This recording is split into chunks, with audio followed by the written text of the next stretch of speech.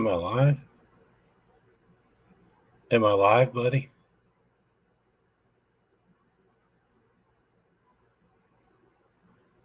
Let me check.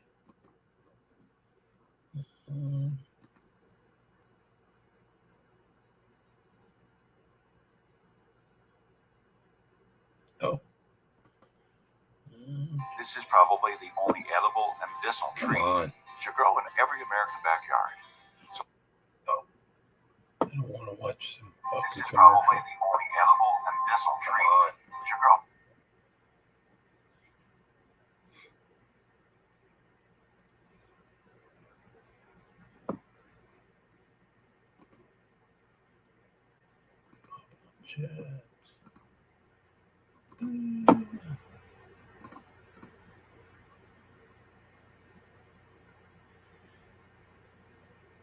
Hey, Marcos. Hey, stuff we do. What time is it there in South Africa?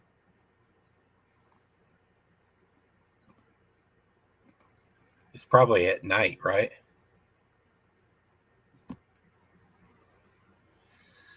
I don't really have a agenda. I mean, I just wanted to do a live, a real live, and talk to anybody that came.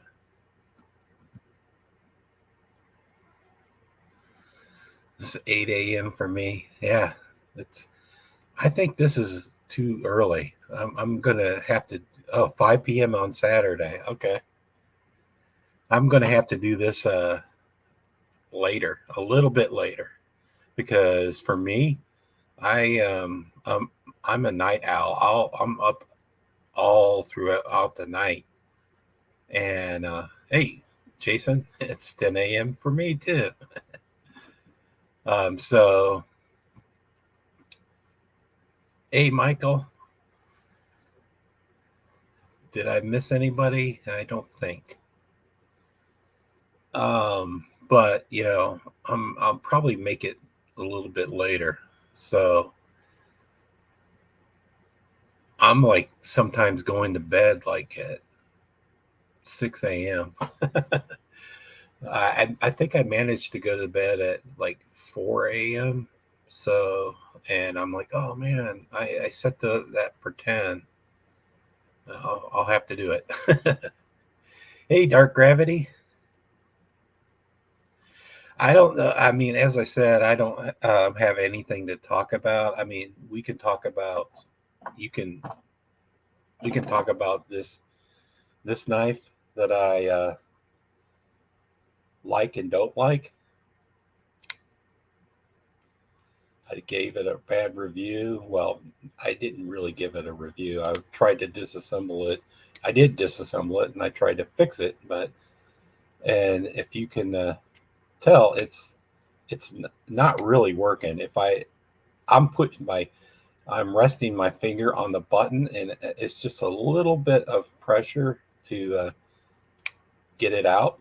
I mean, it's just the weight of my finger. Basically, that's how I have to flip it. If I don't use my thumb like on the button, I can't flip it at all. So I don't know what's with this knife, and I'm going to order some Dremel bits, and I'm going to work on it. It's a challenge. I like the knife enough that I want to make it work for me. I want to make it a finger flicker too. I need to catch up. Hey, Uncle Cow, and welcome, Mike Jernick. Welcome. So if I was to do these lives, what time is best? I don't want to run in any other people's times, but I kind of like doing these lives on the weekend or like a Saturday or Sunday rather than during the week. Hey, Miggy. Can you guys hear me really well?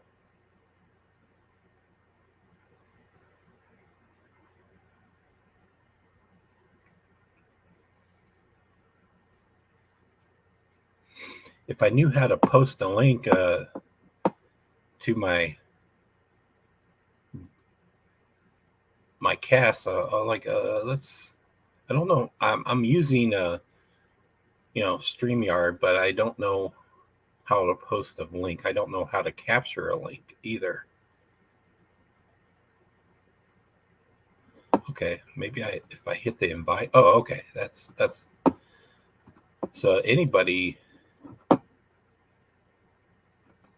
can join me if you want.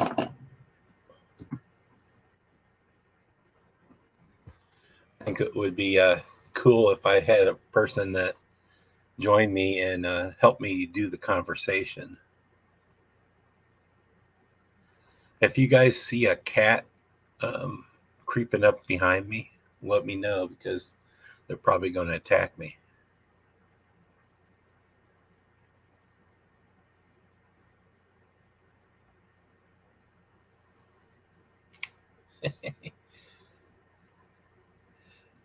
If anybody sees a video on these this knife, watch their video and see if their finger is on the button, because that's the only way that I can flip this out.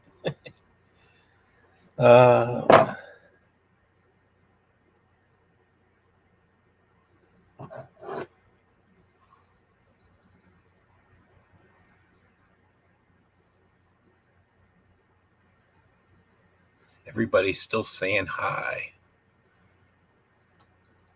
Clear voice, clear in picture. I think it's the first live I've ever done that's there's little glare on my glasses. Usually it's glare central.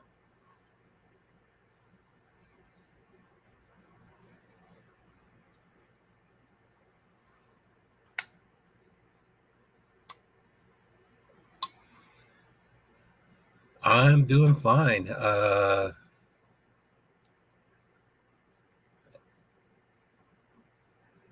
Other than I'm really tired because I'm stupidly up all night. And then did they make a first SOBX button lock then? Did they make that like oh yeah, the Elementum? Maybe. I mean, I don't know. I don't think. I think I got a bad one, but it's kind of like the first SOBX button lock. I didn't handle it, but I remember you couldn't open it without the button. So for me, it's kind of like that. I can't open it without my finger resting on the button. So I push it. At least if my finger is on the button, I can open it. Yeah, I'm feeling it. So, but my finger is on the button. Just touching the button. Just touching a little bit of the weight of my finger is how I open it.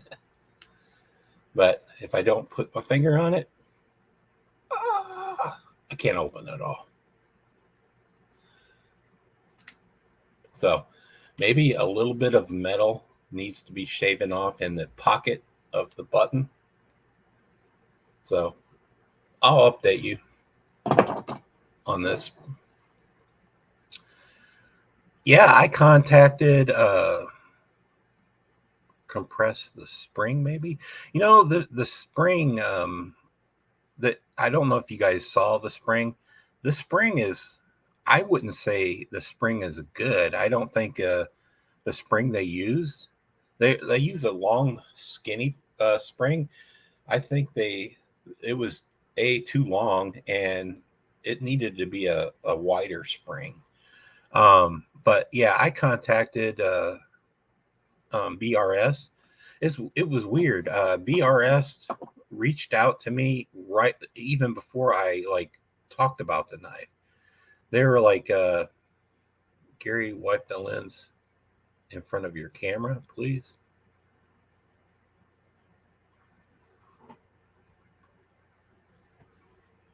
I guess. I mean, it's my laptop. I mean, but anyway, BRS reached out to me, and you may be seeing a reflection or something on my screen.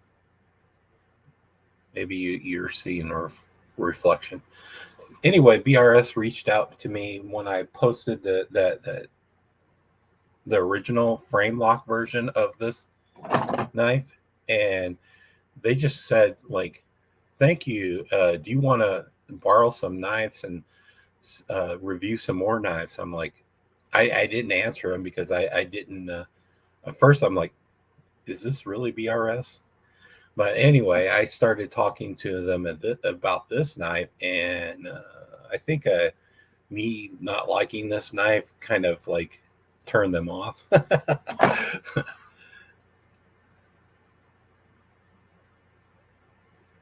Yeah, I mean, I think it's a glare, because looking at my camera, it's built into the laptop, and I cleaned my screen yesterday, so I think it's clean. It's just like a reflection or something. It's like right there. So like it's the window. You see a window reflection on the screen. Yeah, I don't. It's the glare from the window. Yeah, that's it. Hey, Ed Harrison, I didn't see you show up. I'm trying to keep up on people that are in the chat. I do a bad job of. Did I say hi, Michael Morgan? I think that's everybody.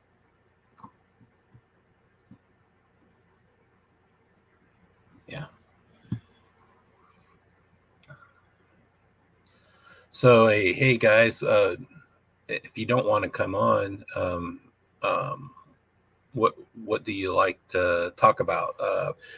In the future, I'll do an agenda, but for some reason, I didn't have an agenda right now, and I'm sitting in my most uncomfortable chair, my office chair, that I can only sit like 45 minutes in because it will kill my ass.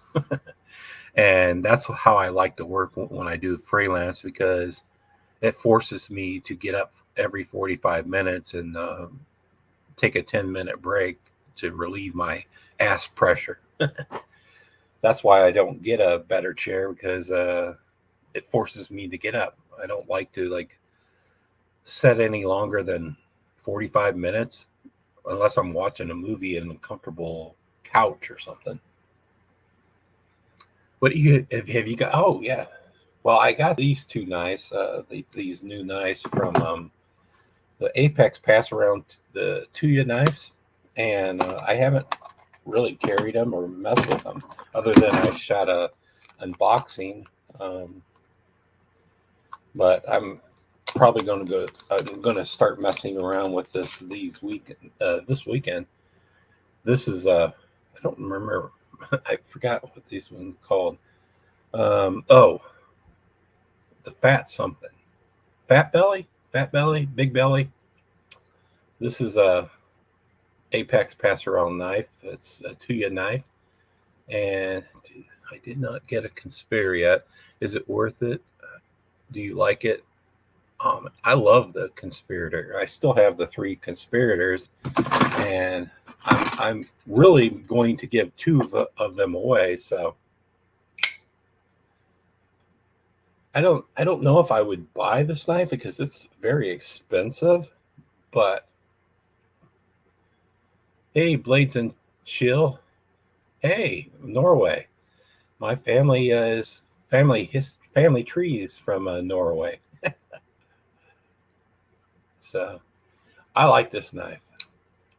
It's a really cool knife, but as I said, I probably wouldn't buy it because for me, it's kind of out of my price range. I think it's over $250, but it's a really slick looking knife, and it's an integral.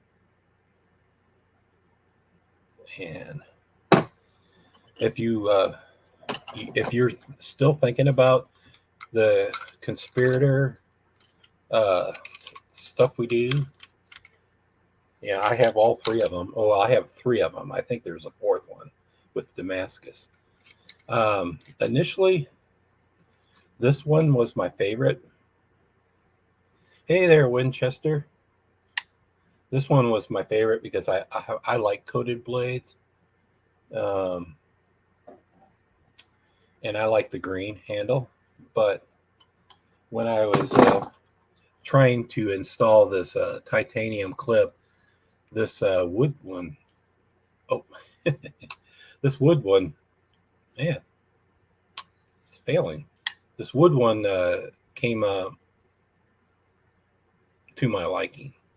I think the titanium clip looks great on this wood one. Wooden variation. And I like this blade. I like the stone washing. You can flip it out with your finger with this fuller. If I could get my finger in the fuller. But this black one, it's okay too, but this one will be the first one that I'll give away. And I think I'll give it either this or this on Mattisfaction's live when he reaches 800.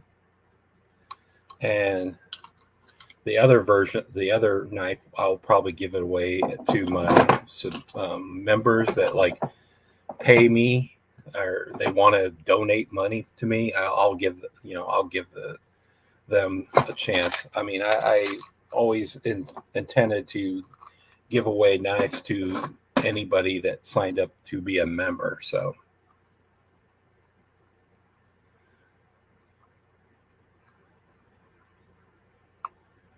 yeah, I'm a sucker for wooden scales too. I mean, they're I like this. I don't remember the knife that Beast Blades had on his channel, but it's like a knife that you could, it looks like you could shave with, but it has all of scales. I like that knife because of the scales. The Chevalier is popular. People seem to love it or really hate it. I don't like the way the Chevrolet, I can't say Chevrolet or something. I don't like that way that looks. It's like almost like it's almost looks like this knife, but they have a finger choil there, and I kind of like this clean look, that the straight look, and I love this blade shape. I don't really like I like a sheep's foot style blade, but for me, this blade's shape is the best.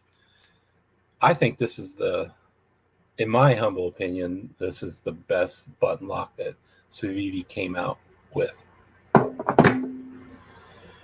This is another knife that I got. It's also in carbon fiber. This is the Tuya Hive. So I haven't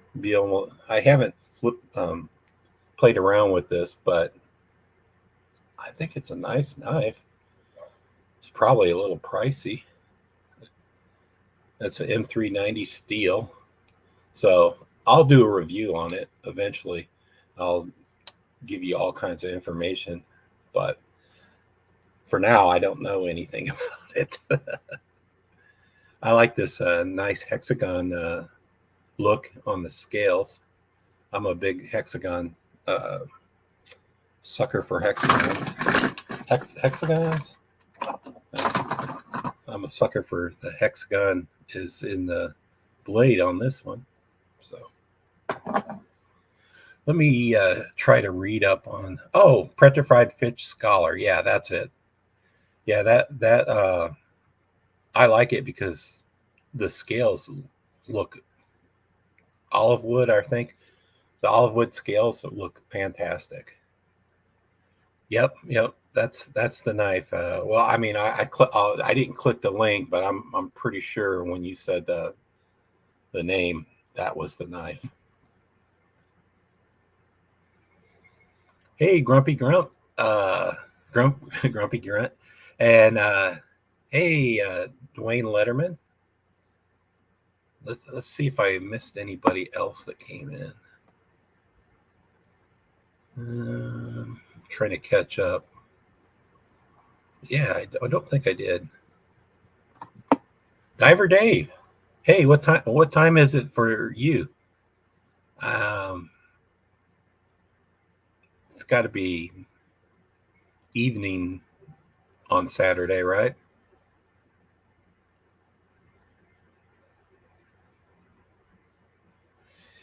Hey, Rion. I always forget how to pronounce your name, Rion or Ryan. But I see that you have. I mean, you hit 1,000 or 1,000 subscribers. Oh, 11:20 p.m. Singapore time. Man, that's crazy. You're you're going to go into Sunday, right? But stuff we do, you hit 1,000 and you surpassed me in numbers. You're doing something right. Have you got a South African company to support you guys or support you, like maybe the knife guy, or I don't know who you use to send you knives or something?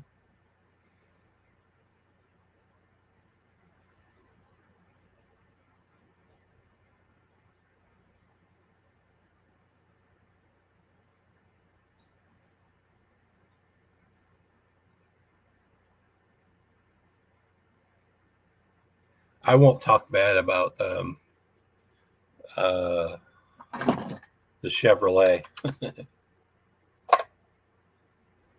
because Grumpy's here. I do not dislike the knife. I just don't like it enough to buy it.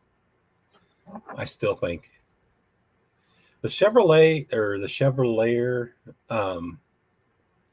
it was like it's a copy of this knife with a little bit of finger choil in the handle and a different blade. Is basically, I don't know why they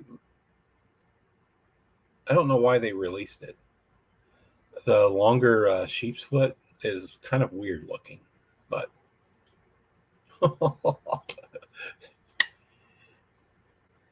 this is the best knife or the best button lock I think.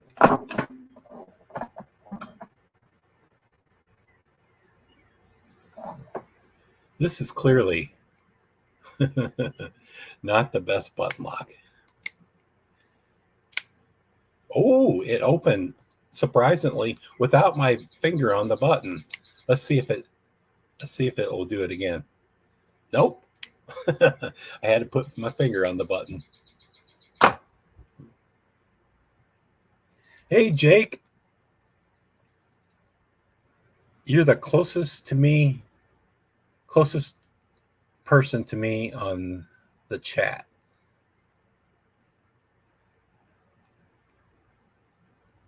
Chevalier. Chevalier. Okay. That's pretty that's like a French knife name, right?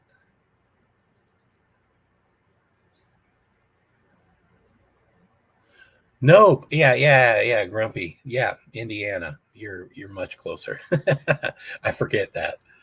I saw Jake and I just forgot. Uncle Cal, he lives on the East Coast, right? I was thinking somebody in the chat lived in Missouri, maybe I was thinking him, but he probably doesn't.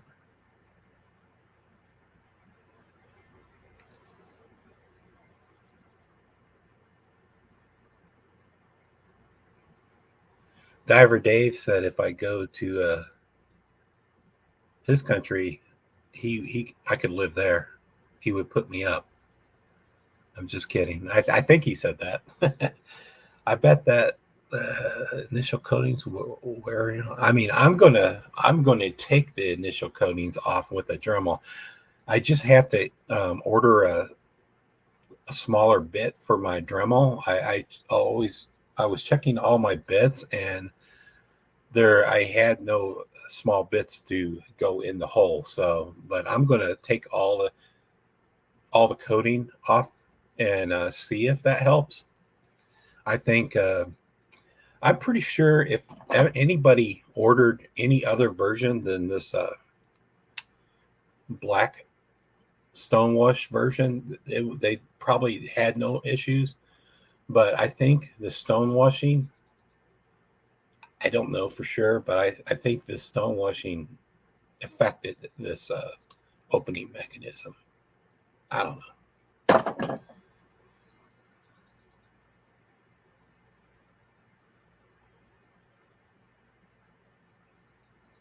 Oh, okay. Yeah, you said you. I thought you said that.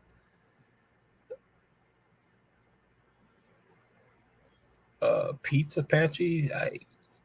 Oh, Jersey Pete. I didn't see his video.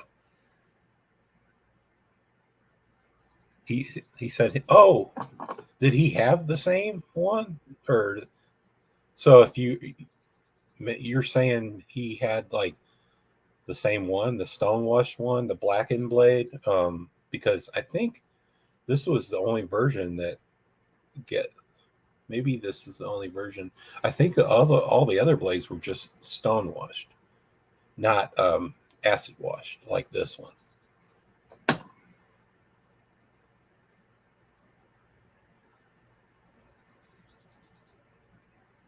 Nope, you and Tyler EDC talked me out of getting a PRS. Oh, okay. So, man, I haven't watched Tyler. I sometimes watch him.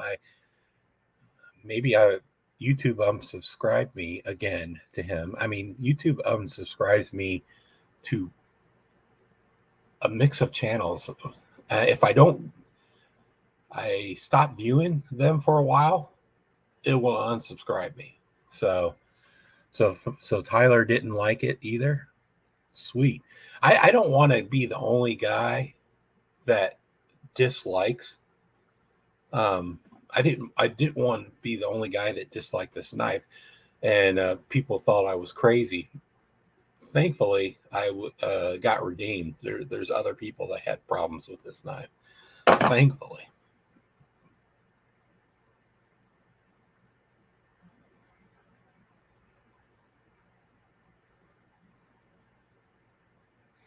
Did Tyler send it back, Jake, or did he say in his video, or did he take it apart and try to fix it?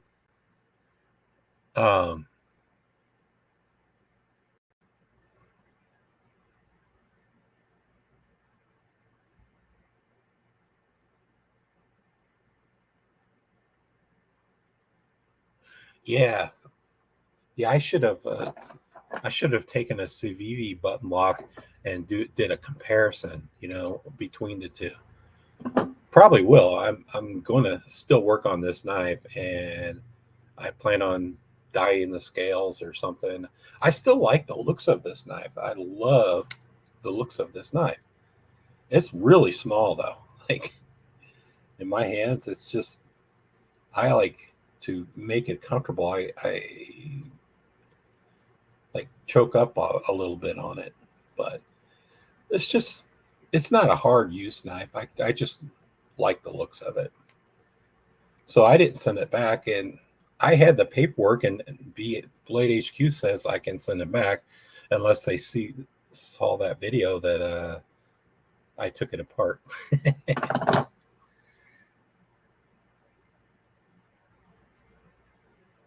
Yeah, it would be cool. Like if it didn't have if they made it without the flipper tab, if it worked, I was going to remove the flipper tab, and that would have made it a little bit more comfortable.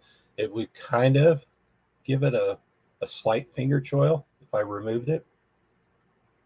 Hey, Devil Dog.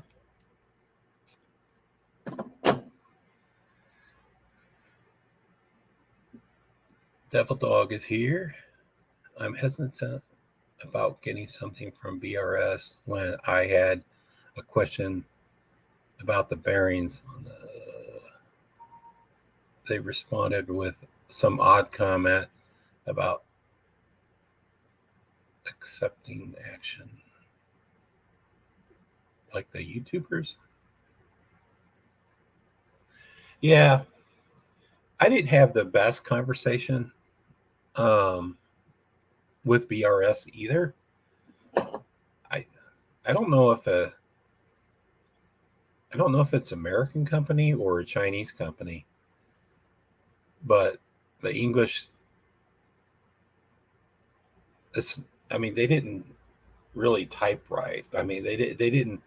I don't think I was having a conversation with somebody that English was their first language, and they said they've never seen this before on all their knives. They had to seen this. I mean, did they ever QC this knife? Oh, it's American dudes? Okay. I know they are primarily butterfly knives. I don't know if that's the proper term, butterfly knives, flipper knives, but company. But I don't have the original version of this right around me, but I had no issues with this. But it was just a flipper. It had a annoying big flipper tab, but where's my other problem knife? Yeah. Unfortunately, I couldn't get this one apart. I'll work on it because I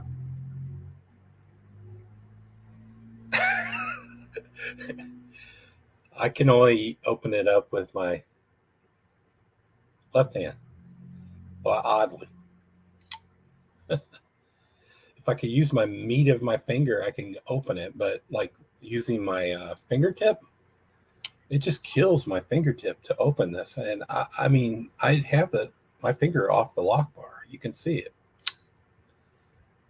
So it's not guaranteed that it will open like this consistently. And I think Michael Morgan says this, there's probably a sharpened, I think that was you. There was a burr or something in there, or in the hole, or maybe the hole is the buttons too high, or the ball bearings too high. Because I couldn't get it open because I couldn't figure it out.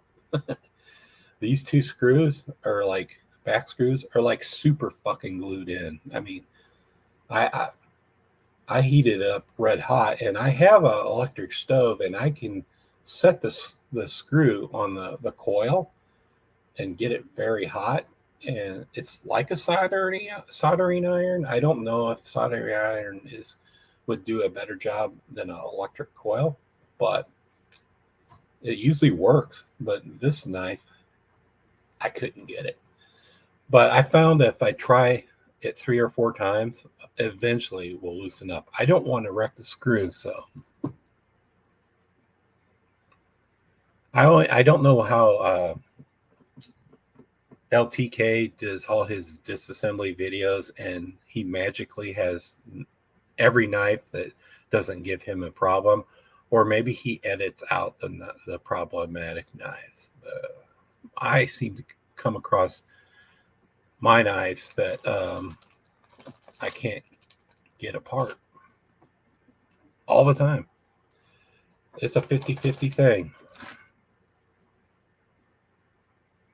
The edge of the tent hole, the ball rolls out sometimes. It probably is. I mean, and I could I could fix it with a Dremel, but I mean, is it? Why do you want it, Winchester? Is it like that you can't get it anymore? I mean, I don't know if this knife was a one and done type knife, or like they produce 100 or 1,000 and they sold out. I don't know. I've never went back to Kershaw. You edit out the cursing and tools throwing part. Man, I edit out a lot because I do a lot of cussing in my videos when I'm taking knives apart. And sometimes I'm like, oh man, that I've been cussing and fighting with this knife for 15 minutes. I can't include that. I should be, I think the secret is do a disassembly on a knife and put it back together and then pretend that like you're disassembling it for the first time. Oh yeah, I've soaked it in water. I didn't do this knife, but I've used boiling water before too. Yeah, I cuss a lot, and I use the words that my my ex-wife would kill me for. So I use the MF word all the time, not in my videos.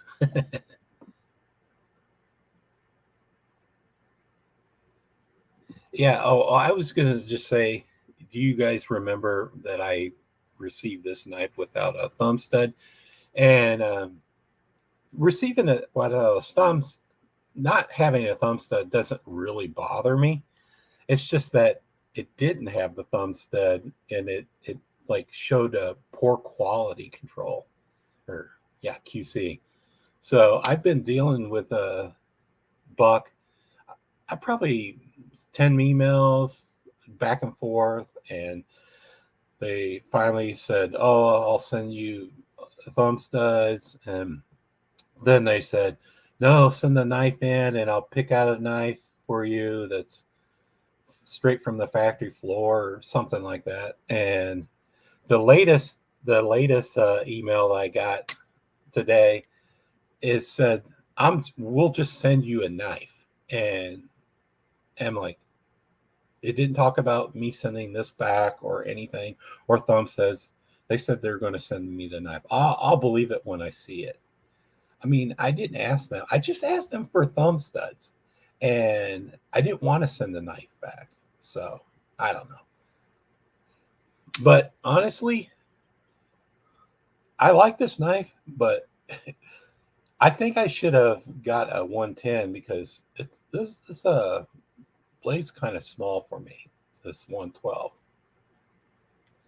and I've never owned. Believe it, I've never owned a buck 110 or 112 or anything like that. I just wanted to own it. I don't know why.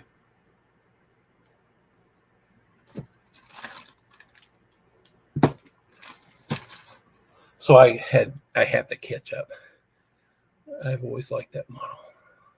Nothing else. Yeah, I got my cussing from my mother. She cussed all the time, and she used the MF word like I mean, like every other sentence. My mother was like hardcore.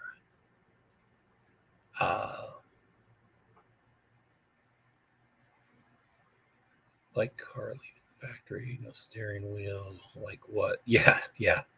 It's just kind of stupid. Like if you were manufacturing this knife, or you were on the line putting this knife together, like should I put something in this hole?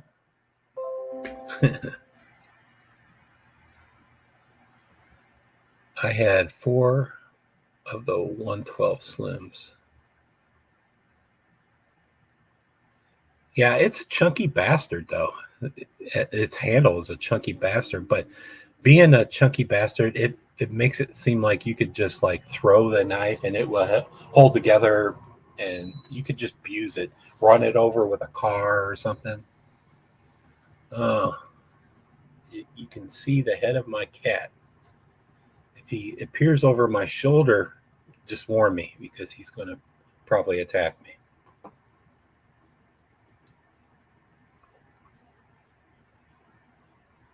It drinks water because I love water.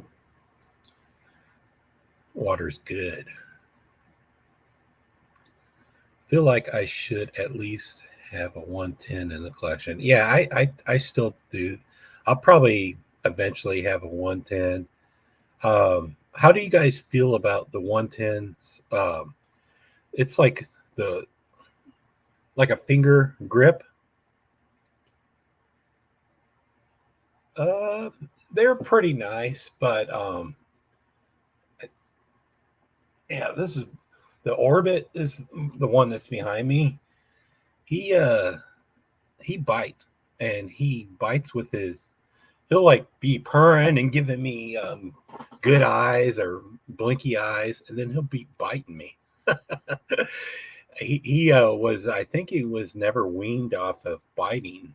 I don't know. I mean, Paxton bit me for like a month, and then he stopped biting me at all. You know, both of those cats were what do you call it? They were born in the wild. They were like, what do you call that term when cats are not, feral cats? They were feral cats, and then I got them at 8 months old, and I made them not feral. So, and I don't think your cat normally you can't make a feral cat a good cat at 8 months old. It's usually kittens, but they're not feral at all. They don't like going outside either. I walk Orbit, but and he likes it, but Paxton won't set a foot outside. He's like, fuck outside. I put up with that for 8 months. I'm not putting up with it now. Yeah, if you guys saw my video on, hey RJ, did someone say RJ is in here? Oh, okay. I didn't see you arrive. Hey RJ, how you doing? Yeah, what was I saying? Oh, I posted a video on Instagram of I was waking up and I was feeling pain in my shoulder, and Paxton was like needling me, but luckily I just I cut his claws maybe 2 weeks ago, so most of them were blunt, but they were like a little getting sharp. He was like tenderizing my shoulder, and I woke up to it, and I filmed it. But he sleeps by me, right by my head. Sometimes he's sharing the pillow that I'm on, and he likes to drive his needle claws in my arm, shoulder. It just gives him pleasure, I guess.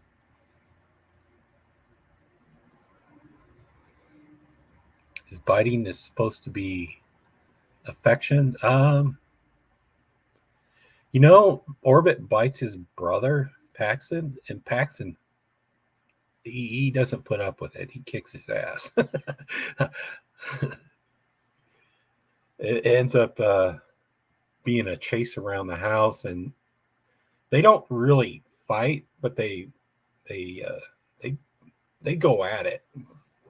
No hissing or no growling, but just tumbling when the biting happens. Hey, Don Wendeling, you just showed up, right? If anybody wants to come on, you're more than welcome.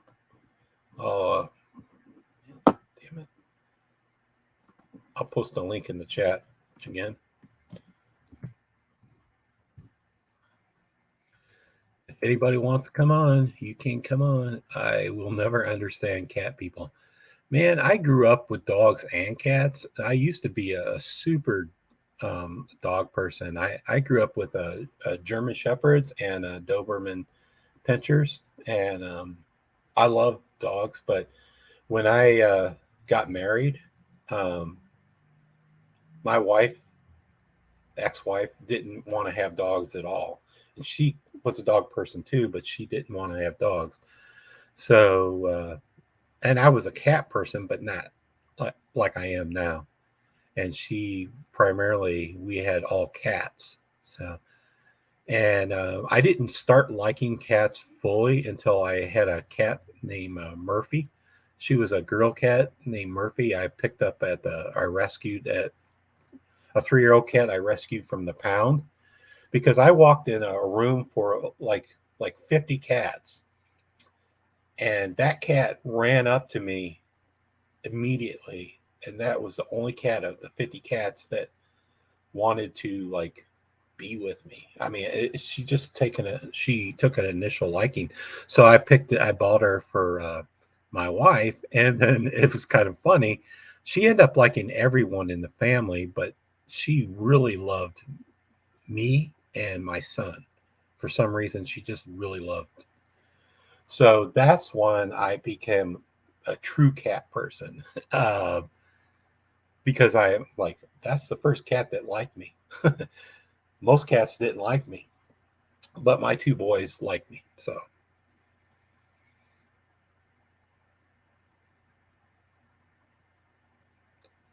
Marcos, cue the sad trumpet and slow awkward clap.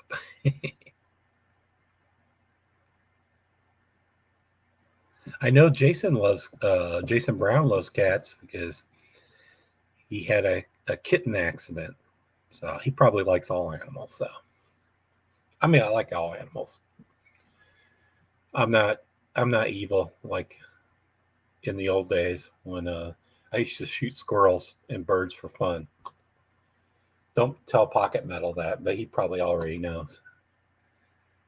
But I had a grandpa that liked to go squirrel hunting, and I liked it for a short period of time. But I wouldn't shoot a squirrel now for some reason, unless I had to eat. Hey, Gary, getting set up. I will try to join you. Okay, sweet. I think you will appear in my screen, and I'll know you when you arrive. How close are you getting to 900? I think you're already past 800, right? Maddie will come for you if I shoot squirrels. I mean, I don't shoot squirrels anymore. I'd rather hunt like humans over animals. I say that for fun, but I'm kind of serious.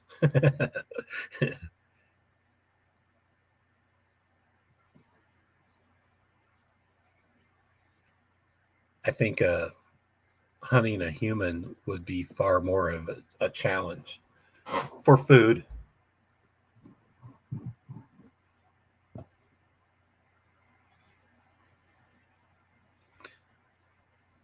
Speaking of hunting humans, did you guys ever see that weird movie, The Hunt?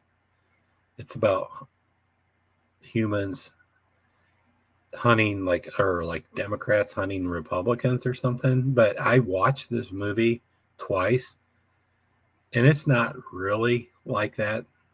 It's not really like that. It's kind of weird. And the main hunter, or the main person that fights back, I don't think she was Republican or a Democrat. She just didn't give a fuck. And I'm not want to talk of politics, but it was just kind of a funny movie. I watched it on Amazon. It was free for some reason. He'll do something like the cat hole butt coaster he has in retaliation. Yeah, the hunt was a fun watch for me. So I don't care for any politics. So it was just fun for me.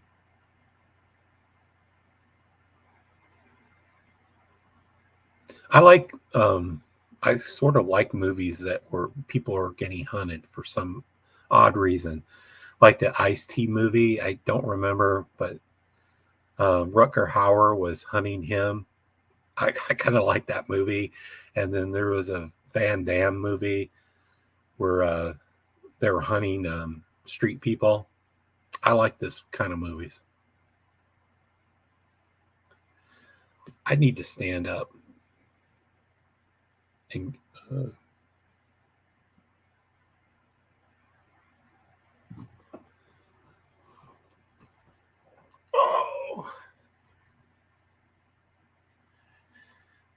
it must be 45 minutes because my ass is already sort of killing me.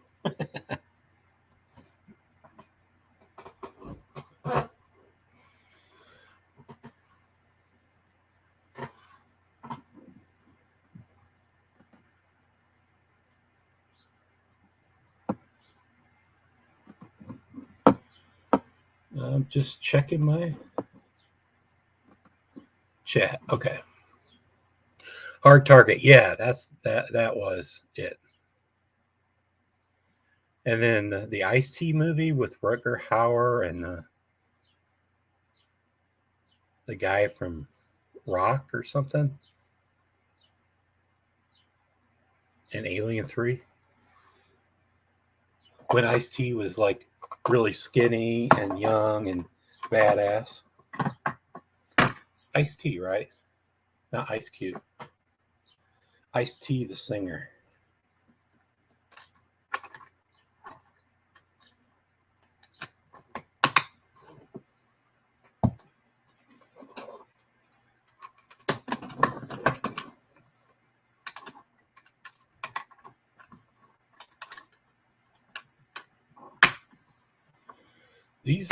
These knife cases look like a good 1/6 scale, like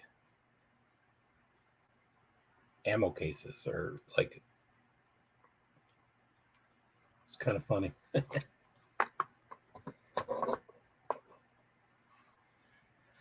Hey, Mattisfaction, how you doing? Hey, surviving the game, right? That's right, man. It probably was a bad movie, but I haven't seen it in years. But I thought it was good. I got entertained.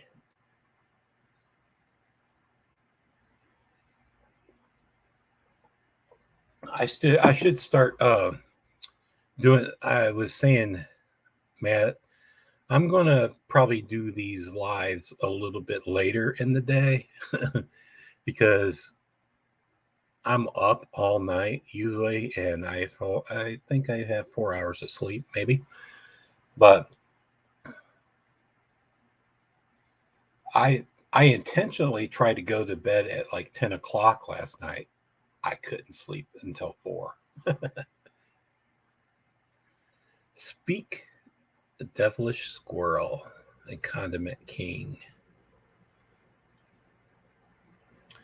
I always never understand. So Grumpy Grunt likes mail, or he doesn't like mail. And Mattisfaction likes mail or doesn't like mail. Because I like mail with olive oil, or made from partially olive oil. I don't eat much of it. Oh, he just did wake up.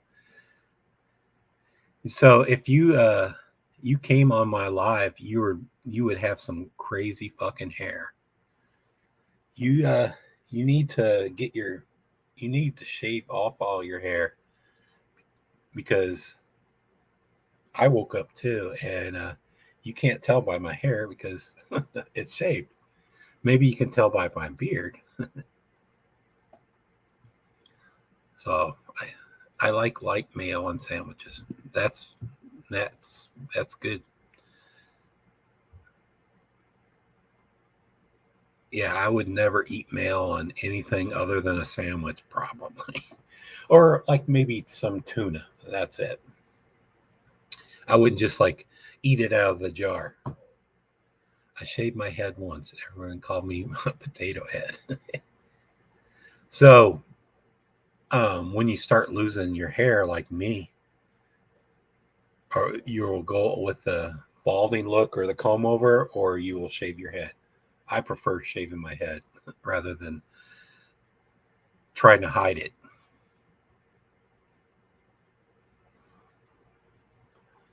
Again, I don't know if I ever said this. I started losing my hair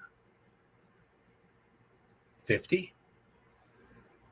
I mean, I haven't lost it like fully or anything, but my hair didn't start even falling out till I was 50, and I felt I was kind of mad because I'm like, 50, really? I made it to 50, and then I'm going bald now. What the fuck?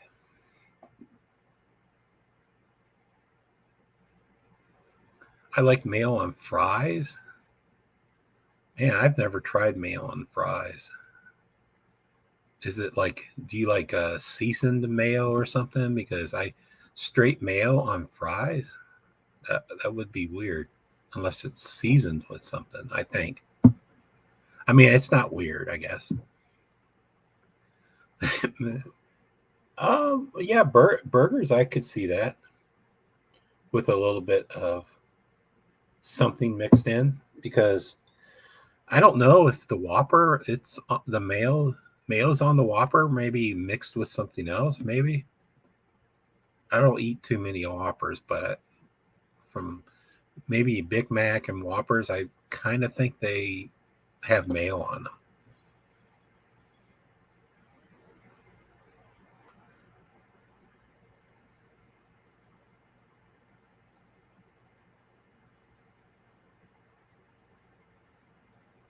Yeah, I watched Uncle Cal when he first tried to open out the front, and I didn't know if he would like it because he said it was kind of hard, but I heard that he's getting better. Uncle Cal's here, so he can tell if he's getting better.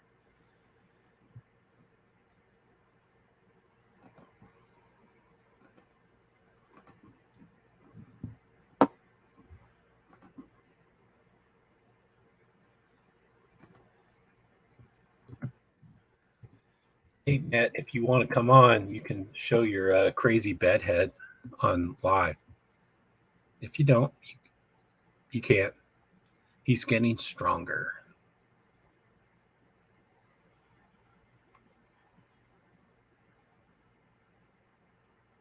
Did you learn that in the Marine Corps or the Army, Grumpy Grunt? Maybe, I don't know if you said that you traveled overseas. When I was in the Marines, I didn't go anywhere other than California. So unfortunately, I wasn't in the Marines long enough to like travel the world.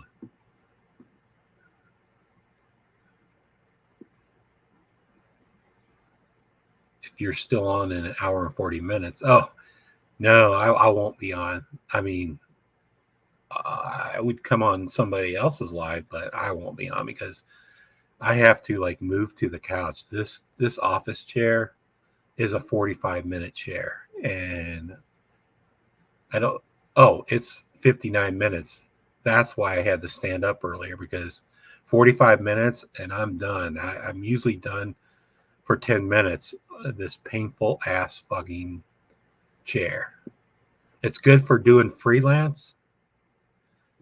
I was in San Diego. I was in Los Angeles, and where was I? It was just like all around California. And when I didn't have a good time when I joined the Marines, because I was like very stupid. I didn't have MOS, and I mostly just did really grunt shitty work. So I really don't like talk about my time in the Marine Corps because I'm not a badass, but I got in trouble all the time. I always say I had a thick papers on me of getting in trouble. I got written up all the time. I didn't have the good. I didn't have the greatest time. Maybe it was my upbringing because I got in fights all the time. And you look at this face, and that face seems like it's a baby face. I wouldn't fight. But when I was young, I fought all the time. So, and the Marines they usually take that out of you, but they didn't take it out of me. So I respect the people that stayed in there long enough, but I couldn't do it. I really hated being in the Marines. And I went in the Marines with 4 other friends. And of the 4 friends, I'm not friends with them anymore. We served all over the country, or all areas, and I lost touch with them. But my best friend, I would still have been his friend, but he died in a helicopter crash off an aircraft carrier in the Marines. I don't know what he was doing because I wasn't around him, but he got killed like 21, 22 in not a wartime accident. It was just everybody. He was in a Chinook, or I believe, and it crashed, and I think only 2 people lived in the ocean.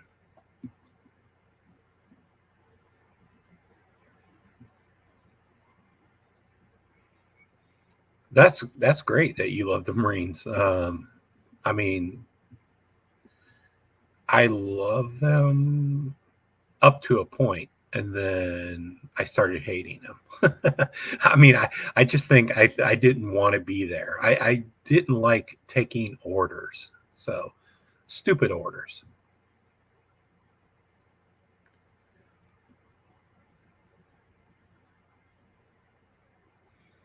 I don't know why I joined the Marines. I should have joined the Army or something, because my best friend, he joined the Army, and he was a really pussy, and he joined the Army, and he got through boot camp with ease. And later he transferred the Air Force. So he was a real pussy. Why join the hardest service right off the bat? Stupid.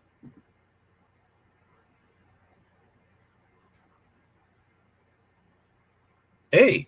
Oh, RJ. Hey, what's going on, Gary? Yay. Hey, how you doing? Let me see. So, RJ, you were a Marine too, right? No, my dad was a Marine. Okay. You were in service. I was in the Army. Yeah. Oh, okay. He wouldn't let me join the Marines. He said he did that for both of us. Oh, okay. So your dad didn't like the Marine experience either? No, he did 3 years and was out. Oh, yeah, that's the perfect time. Yeah. I mean, I couldn't have done 20 years. It would have probably be cool to do 20 years, but I couldn't do the 20 years. Yeah. Like I said, I had a thick, I don't know what they called them, but I had thick file. I would, they would, the CO would, your 201 say, file. You see this file? You're going nowhere in the Marines. Yeah, I didn't retire either. I extended my thing so I could go to Europe, my enlistment. So I ended up being in like 5 years and 9 months, but then I didn't re-enlist after that. But I am experienced with mayo on French fries because that's how the Germans like it. Oh, okay. That's what I thought was like, that's a European thing. Yeah, yeah. It's kind of weird at first, but then you kind of get used to it, and it's okay. I think they put more sugar in their mayo or something. I think it's a little sweeter than what you get here, but you know, so it's just kind of different.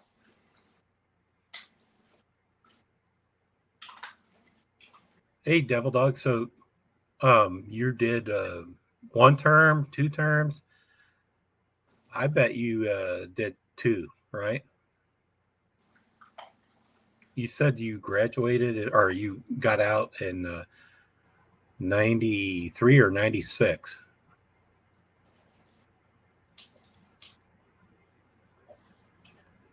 So, did RJ, did you are you close to 900 or 850?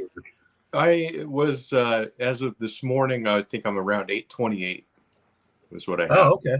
Yeah, so not too bad. Just need about 175 people, and that'll be good.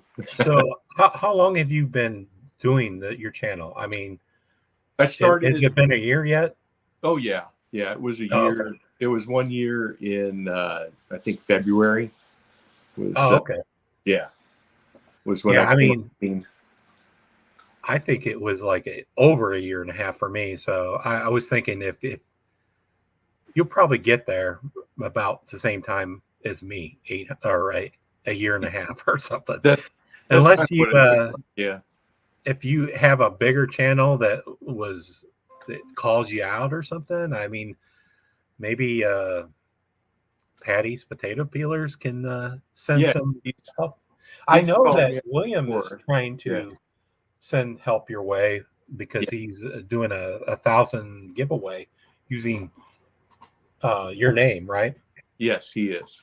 Yeah, he said he's not going to do the giveaway until I get to 1,000. So I hope. Okay. Yeah, it will hopefully come sooner than later. Yeah,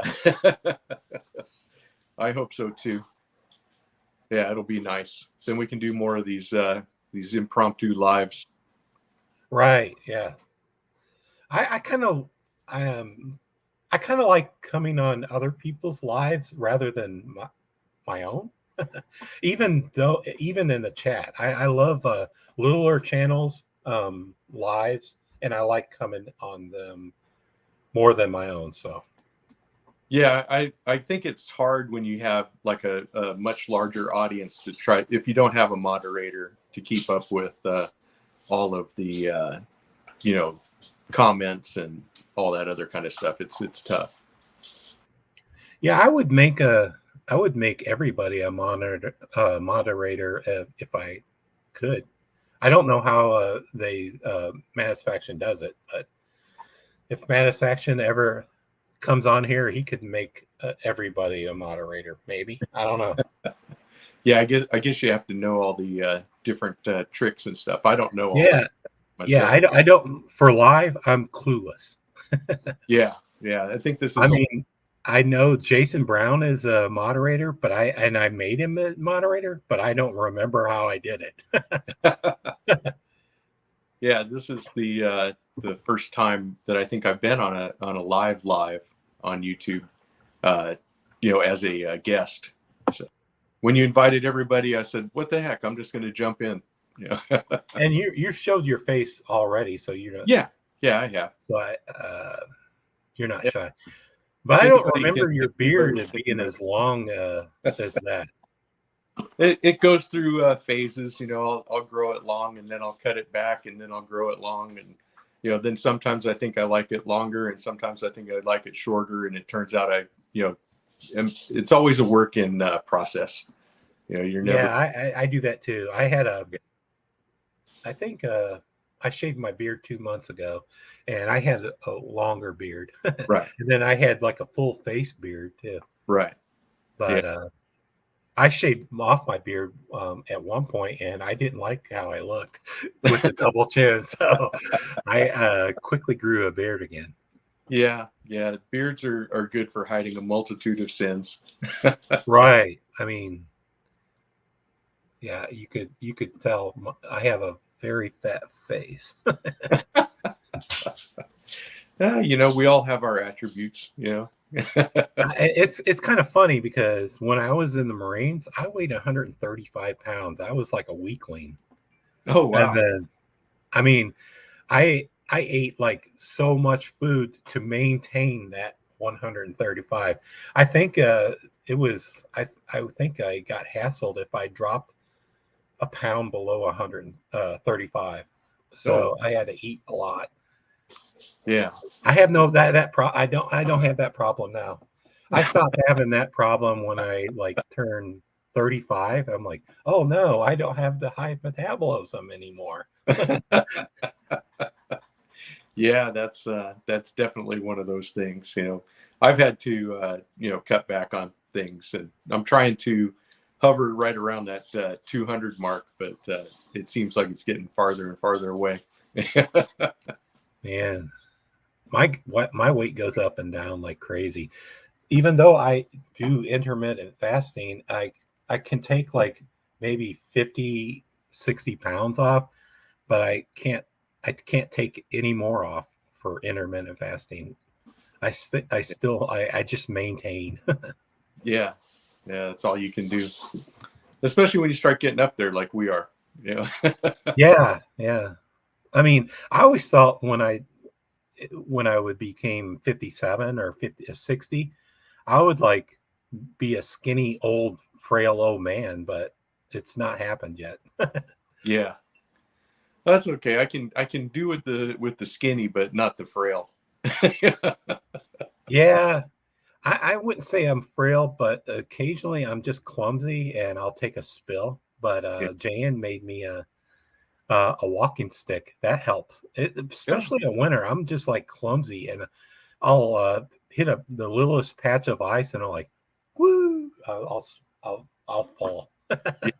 Yeah, but ice is dangerous. That's for sure.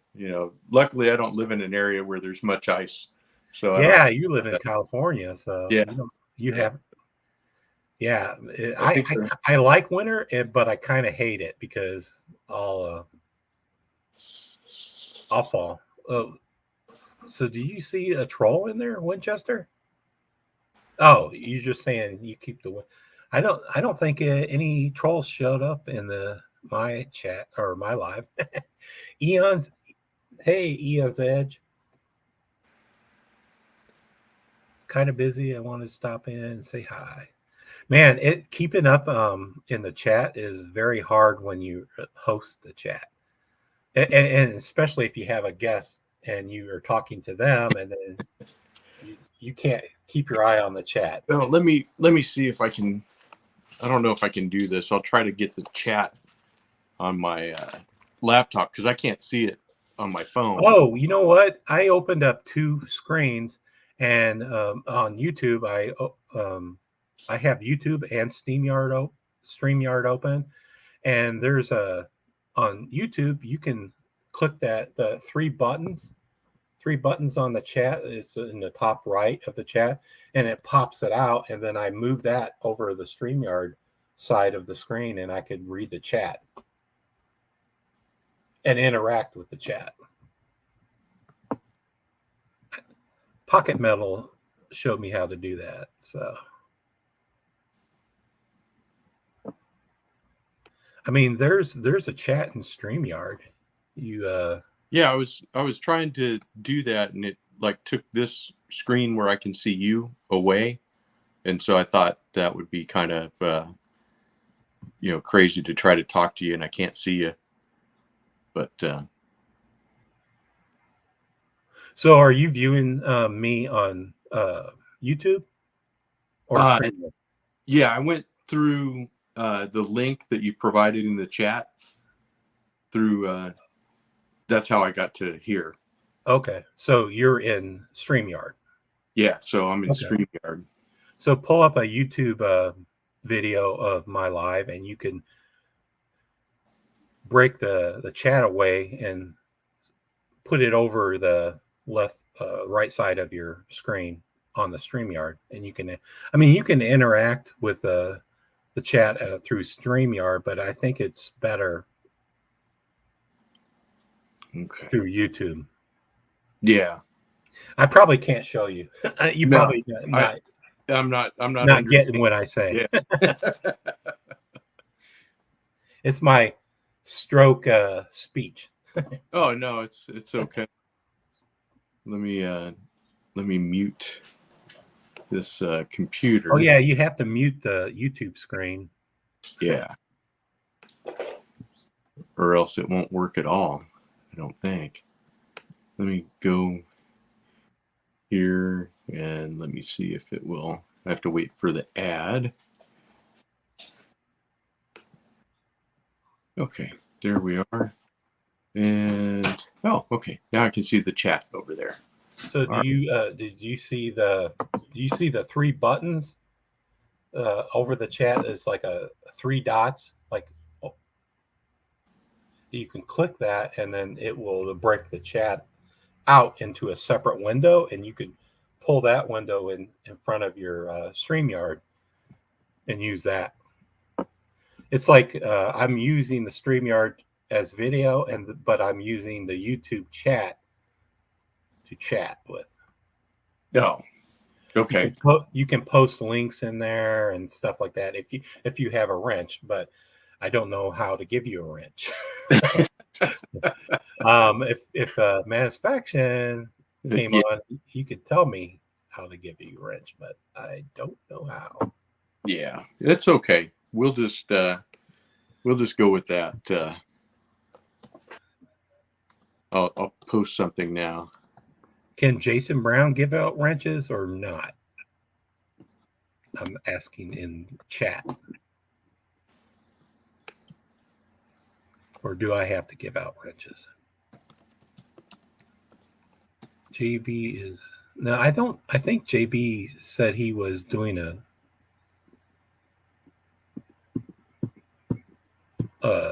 same time as usual, right? Oh, okay.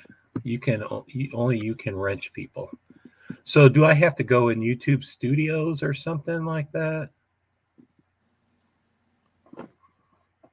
I'm just trying to figure this all out, but yeah, it's kind of bizarre. But it's like I have a phone and a laptop here, so right now I'm talking to you through my phone, which is set up in that light, and then I don't know how to mess with my computer too, but I kind of wanted to see what was going on in the chat also, and now I can kind of see it because it's side by side.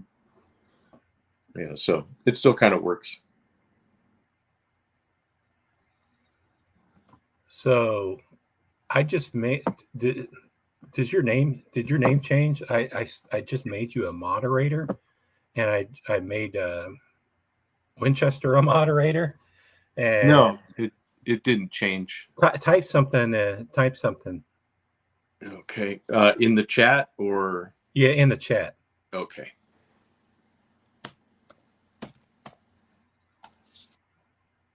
Oh, now there's a wrench next to it. Yeah, okay, that's how you do it. So you're now. I just clicked the three buttons next to the name and hit add moderator. Grumpy Gret's a moderator now. Winchester's a moderator. Eon's Edge is a moderator. Marcos is a moderator.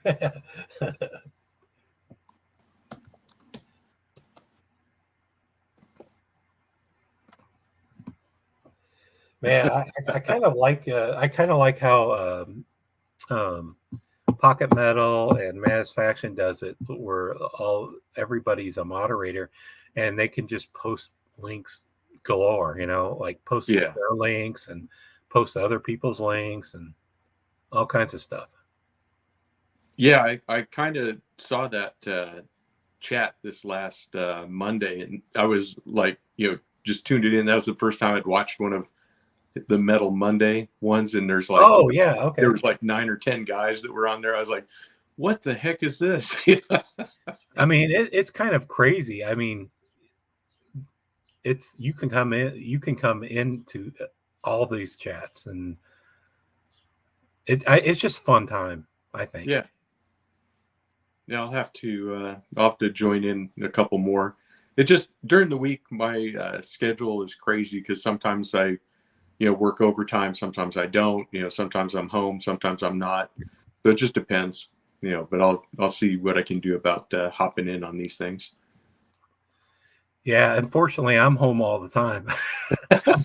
I do freelance, but I still don't have a full-time job. So Right. I don't know. I'm at the unluckiest streak in the world in my life. I can't get a full-time job for some reason. I have great interviews but I've never get the job.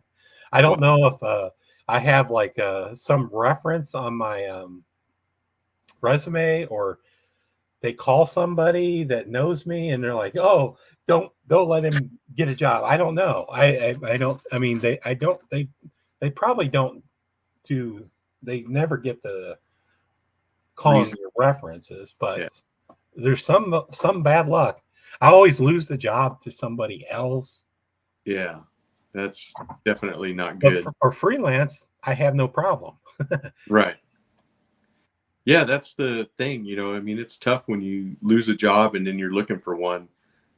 It can be a long streak. I think I'm just being picky because I mainly do graphic design and I don't want to do anything else. So I probably could get a job doing anything else, but I refuse to it. I refuse to do it. Well, you're not at that point yet where you have to. So, yeah. I mean, I still have money to survive. If I didn't have money to survive, I'm like, oh, I'm gonna flip burgers now. Yeah, whatever it takes. Yeah, right. Got to keep those cats fed. right. I'm not. I'm fat, but I don't eat much. But my cats eat. They eat a lot. Yeah. Orbit's super fat, but his brother Paxton is really skinny. Yeah. Yep, I got all my cats too, and my dogs. How many cats do you have? 4. And how many dogs? 4. Wow. Got to keep them evened out. So do your cats get along with your dogs, and vice versa? Yeah, for the most part. For the most part.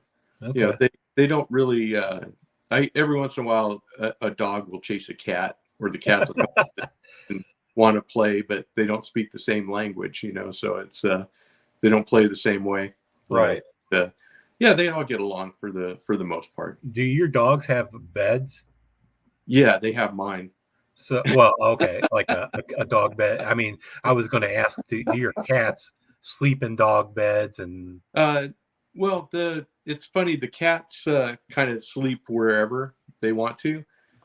Sorry, I didn't mean to hit the table. But yeah, the cats kind of sleep wherever they want to, and the dogs, for the most part, they want to sleep in the same room with me and my wife.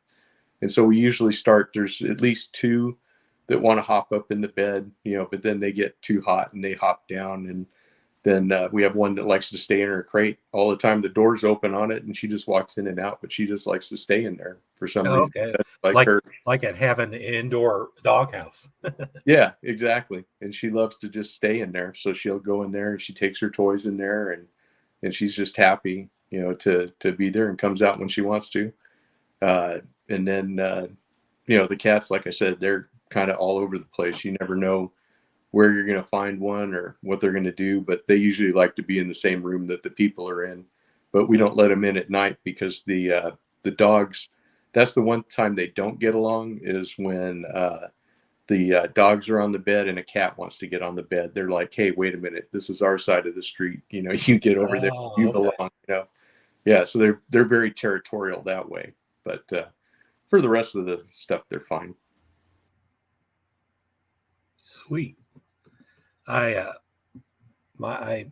sleeps with me every night. He sleeps up by my head, but sometimes Orbit sleeps next to my body, and I'll fake being asleep and I'll just push him off the bed because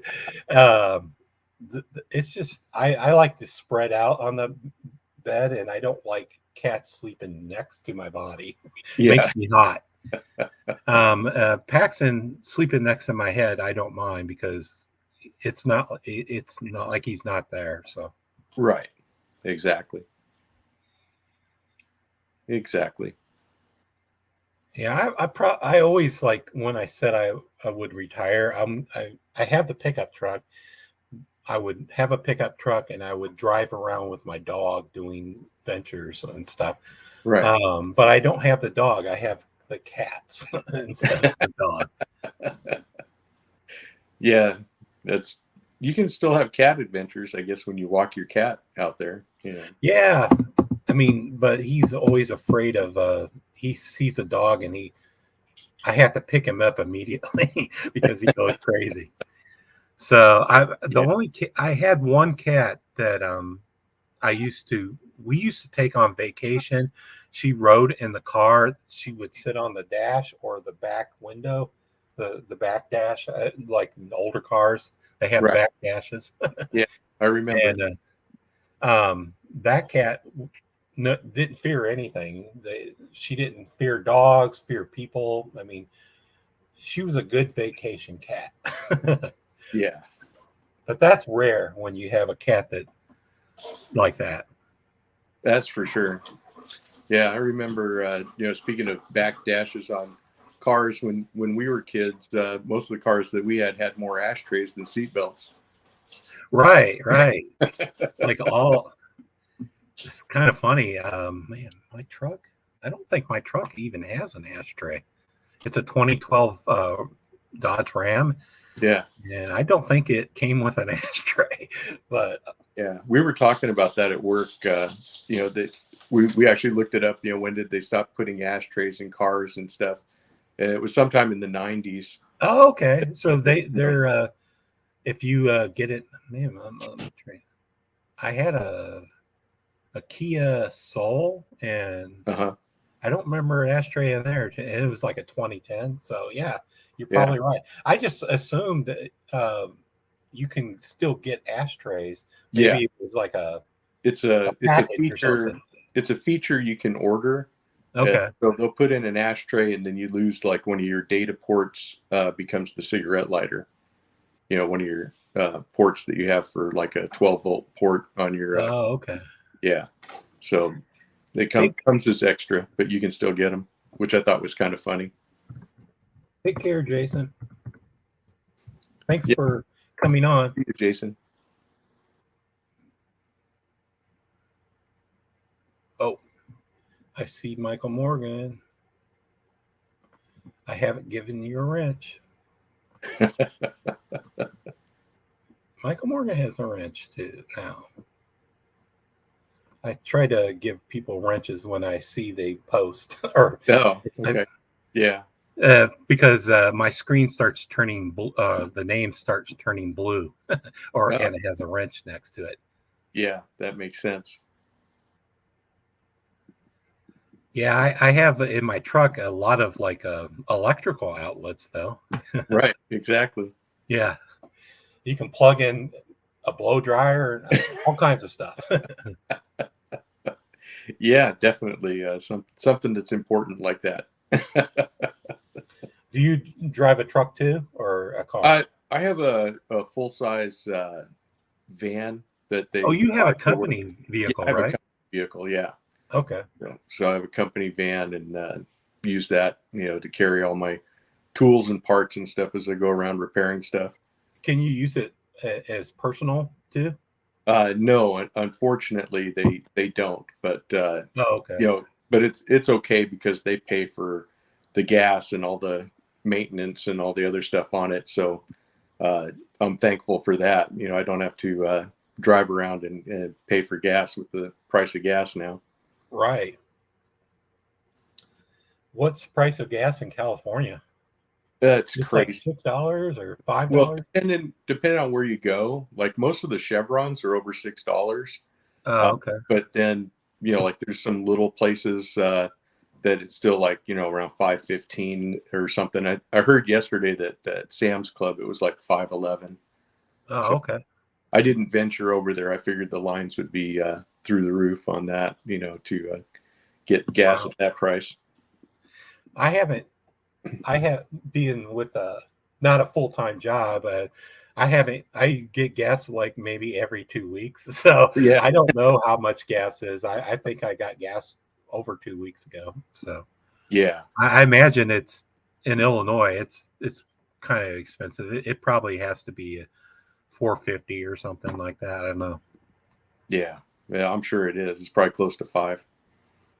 Yeah. Yeah, being as I have a truck, I would when I had a full-time job, I would go through gas like crazy, even Oh, yeah. driving around the city, because it basically, I think it gets 60 miles to the gallon or something. But I still love driving a truck, and ever since I got a truck, I used to be a car person, but I'll probably never buy a car again. Yeah. Yeah, I go through phases. You know, I've had cars, I've had trucks. Right now, I'm driving a SUV. It's a Toyota Highlander, which is Okay. pretty nice. You know, so I like that for right now. And to tell you the truth, it serves pretty much all my needs. You know, that I have. So I'm okay with that. But yeah, I do miss having a truck. You know, I think that. When I retire, after that Toyota's paid off, I may get a truck. You know, my wife and I have talked about it. So maybe you can get a what do you call it? That Tesla truck, Cybertruck or something. Well, that's the rub is, you know, what's more expensive, paying for the electricity to charge your car or buying gas? Right. The only thing I like about the electric vehicles is how fast that you can go. Oh yeah, well that's because a DC motor, you know, I mean, Right. your power curve is just, you know, basically just straight up. You don't have to, you know, worry about anything like that. But I guess as long as the transmission keeps up with it, that's all you need. Right. Did you hear about that designer that got killed? I did. There was some YouTube video on that, and we were discussing that last night in the BPEX Instagram. Oh, okay. You know, because Mark Kaufman posted the newspaper article and then the YouTube video about it. So yeah, I did see it. I didn't know that guy, and I wasn't really up on, you know, design. I mean, I don't have any of his knives, so but I knew about him. But I was just going to say, when I watched the video where he flipped his car, was that a Tesla? It looked like a vehicle an electric vehicle, because I don't think it had normal parts, a muffler and anything else. It may have been. You know, I didn't even really pay attention to that. You know, when that happened, I just was kind of listening to the news story and just trying to kind of figure out what happened. You know, but that's what a lot of the guys were saying. You know, that they didn't. The gun that he had, which it looked like a black powder replica. To me, which. Yeah. So it probably wasn't a real gun, or maybe. Well, I mean, it wasn't. Maybe it didn't have ammo in it, or. Well, according to the police, they said it was unloaded, but of course, at the time, you know, how would they know? You know, because it's not like you can see that it's loaded or not loaded. But with black powder pistols and rifles, the laws are different than they are for modern firearms. So in some places, they're not even considered a firearm, you know. So like with black powder guns and stuff, you can get them still, you know, mail delivered to your door, you know, but you can't do that if you're going to buy a Glock. You know, you got to go through a FFL. But they probably overreacted by shooting him.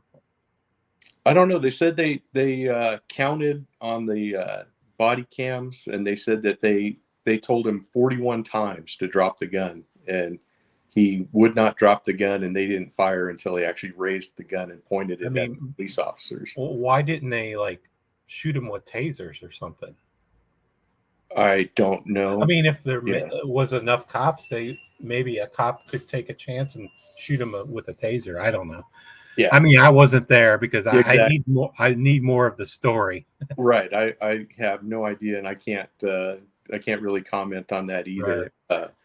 But I mean, to me, it's just kind of silly in a way, because I mean, it's like, he sounded like he was, a quote unquote, normal citizen. I mean, but then it's like, why are you running from the cops, flipping your car, and then pointing a gun at them?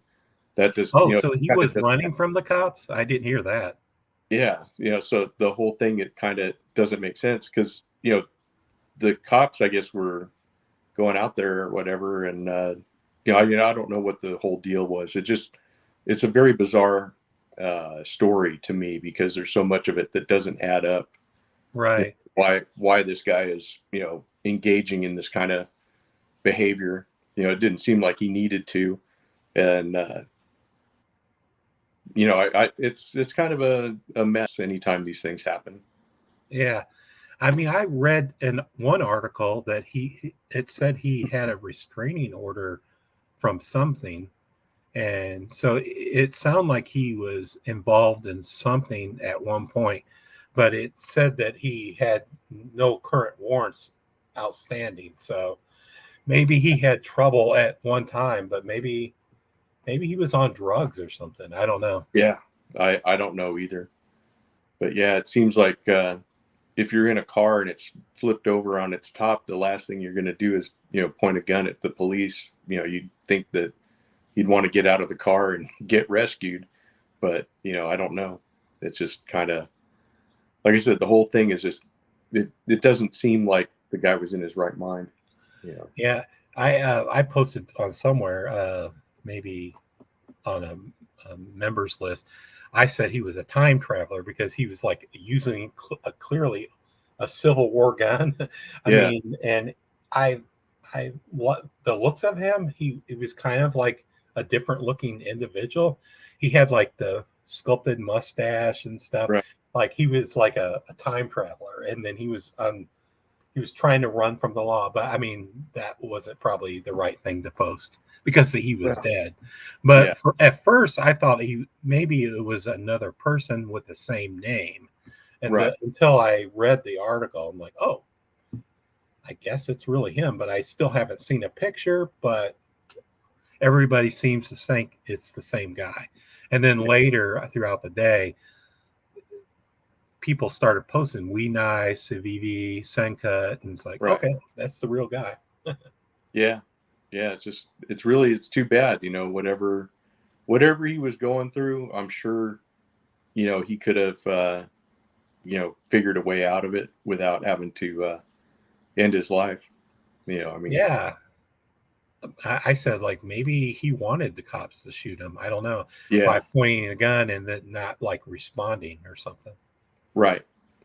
Hopefully, I mean, I don't know if he's big or famous enough, like, for people to like share with the cops video body cams. You'll see body cams on the videos on YouTube, so you can see what perspective we're facing. But he probably won't make it. I mean, I don't know. Yeah. Hey, DDA. Hey, DJ. You're a moderator too. He was under 30, right? He was like under 30, like 26? Yeah. He's like in his late 20s. Okay. Yeah, really. I mean, how does a person like he was probably at 21 when he become a knife designer? How does he become a knife designer at such a young age? Does he have to know someone? I don't know. Yeah, I don't know. Not being a knife designer myself, I couldn't tell you. I don't know what the path is. Yeah. But yeah, he must have shown his designs to somebody and they liked it. So, but they're always looking for new designs, something innovative to bring to market. That's for sure. I've wanted to buy one of his knives for the longest, but I think every time I've wanted to buy a knife, it was like not in production anymore or something, and it was too expensive. Right.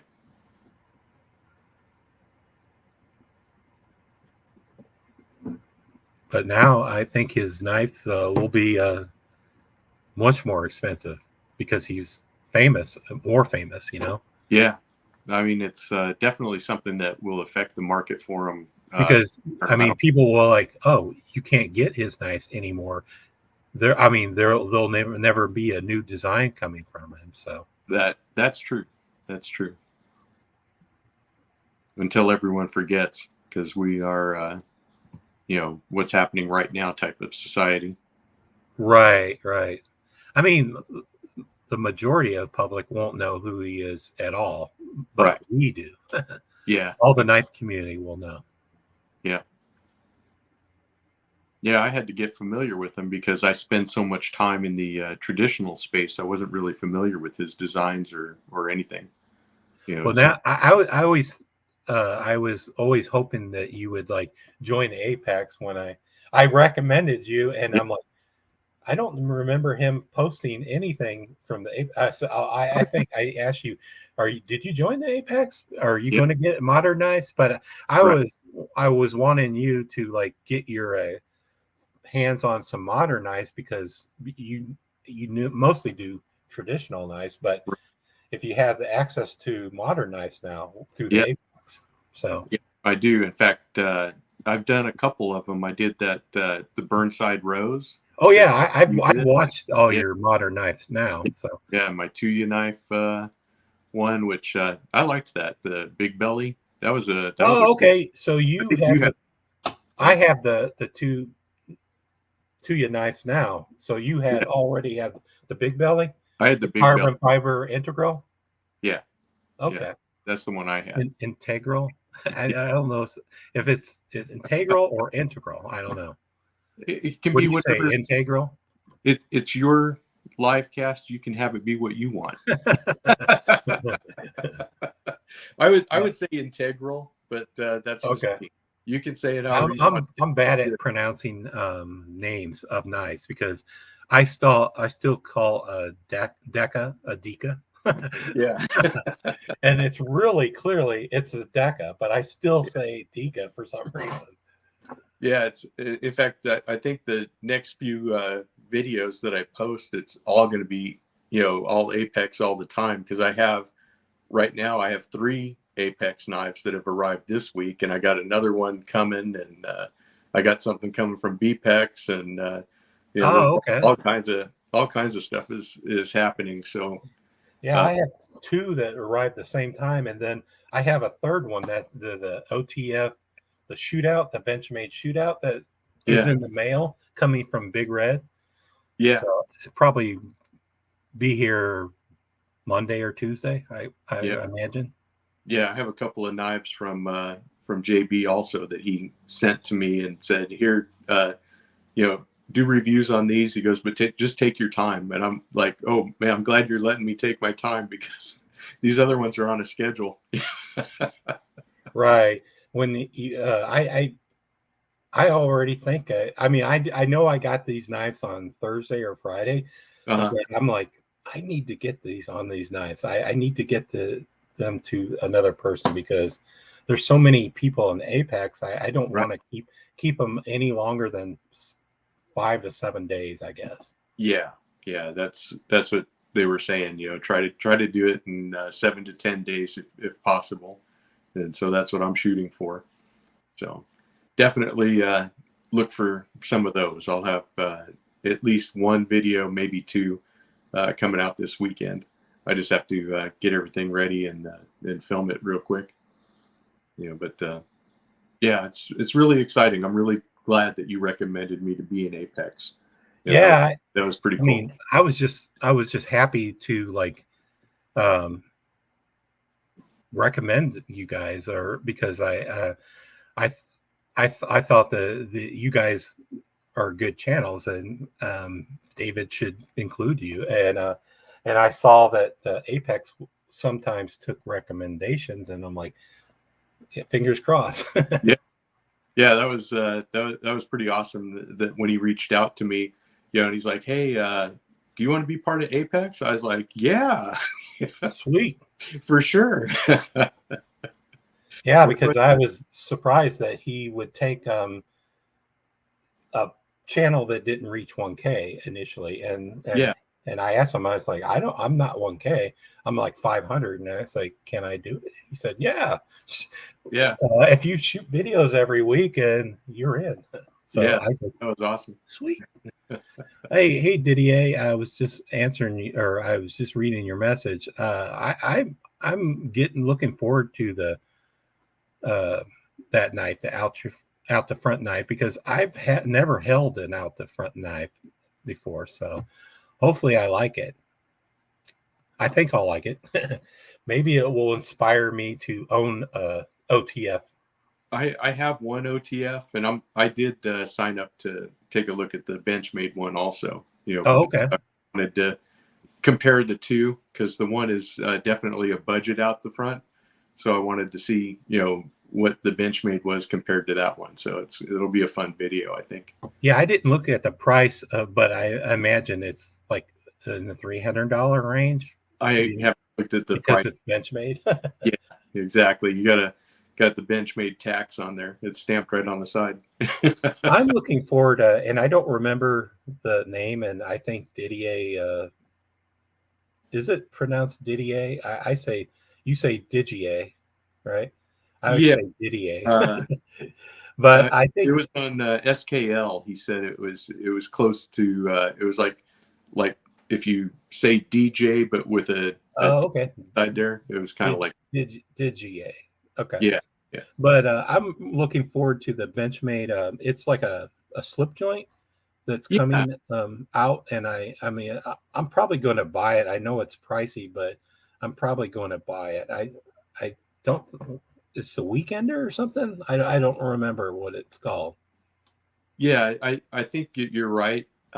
Those and the Finch slip joints that they're coming out with, those are interesting to me too. There's this chunky Finch that slip joint that I have my eye on. I don't remember the names, but it's a chunky beast. Right. I used to collect every Finch, but I stopped collecting every Finch because they're kind of pricey, and I just wanted to buy other knives. So I've been very selective. Yeah. Yeah, the Weekender. Yeah. I think that Weekender from Benchmade looks cool. Yeah, I think so too. I like it when that a lot of these companies, I think they're probably doing it because of the European market. Since their lockbacks aren't going to be able to be sold over there or heavily restricted. But it's nice that they're going back and doing slip joints with modern materials and kind of making that a thing. Yeah. I bought I don't know if I have it around me, but I bought the latest Buck slip joint. It's I can't remember where I have it. Well, if I have to go get knives, I'm going to have to leave the camera because I don't have anything with me right at the moment. Yeah, I bought this slip joint. It's called I can't remember the name of it. It's a slip joint by Buck, and it's a 2022 limited edition. I didn't buy it for that. I just bought it because I thought it looked cool. It's a small slip joint. Yeah, but I really like the looks of it. I don't remember what it's called though, for the life of me. So maybe we should get a knife that's named that for the life of me. It's a Buck 250, whatever 250. It's the model number is 250. So I took this knife apart on the one video, and I always regret taking like slip joints with this lock bar, or what do you call that, the spring apart. I took it apart so I didn't have to detach the blade from the spring, because it's very hard to get it back together. So if you ever taken a slip joint apart. No, I haven't taken one apart. So, but I took it apart because I wanted to center the blade. So and I didn't want to. Looking at the chat. I just wanted to say, Grumpy Grunt. I hear you on Finch's prices, but that last one they made, the Chernobyl Ant, that one was actually under $100. So, yeah, I saw that, and it was in 14C28N, right? Right. Yeah. So they were going for $99, but most of their models are 140 or above. And then Jake from Ohio State needs to be a moderator. Yeah, I just made him. I just saw him show up. I'm like, hey, Yeah, you're a moderator now. And so then, you can post. You guys can post your links in the chat. You can post all kinds of stuff. And then Winchester, I don't remember if I've looked at the real steel slip joints or not. I know that I don't remember if I have or not, but I'm going to say no. The only thing I think it's the Stella is a slip joint, and the Luna. I don't buy real steel, I think, but I've never held the Stella. I have two Lunas though. I have a Luna slip joint and a Luna frame lock. They later made a slip joint into a frame lock. Okay. Grumpy Grunt, where I saw them for $99 was at Traditional Pocket Knives at Austin's store, C. Risner and Company. That was where I saw the $99 ones. So. And C. Risner is good because they don't charge shipping and they don't charge taxes either. Yeah, for me, I don't pay taxes or shipping from them. Oh, that's good. I don't know if it is it the taxes dependent on your state? If you're in California, do you have to pay taxes? Oh yeah. Well, it depends. Some places when you buy online, they do charge the tax, and sometimes they don't. Okay.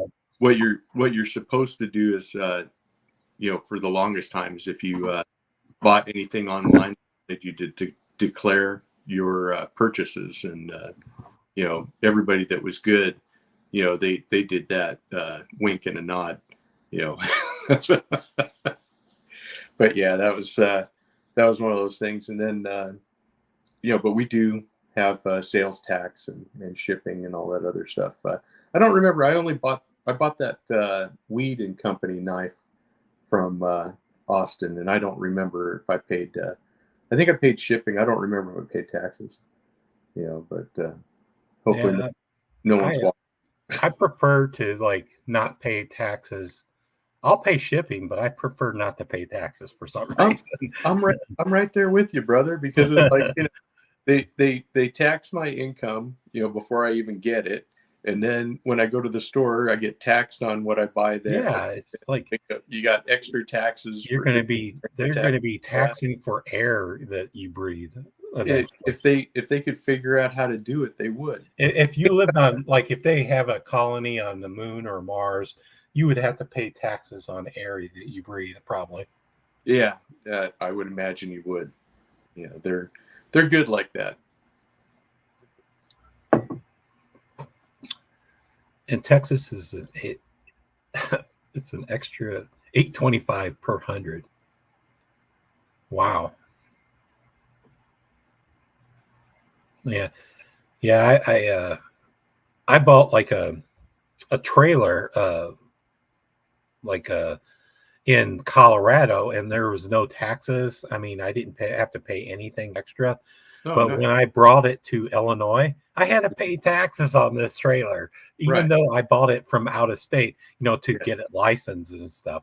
Yes. They charged me the taxes, even though I didn't buy it there in Illinois. So they do that here also, because my company is not based in California, so they buy their vehicles, out of California.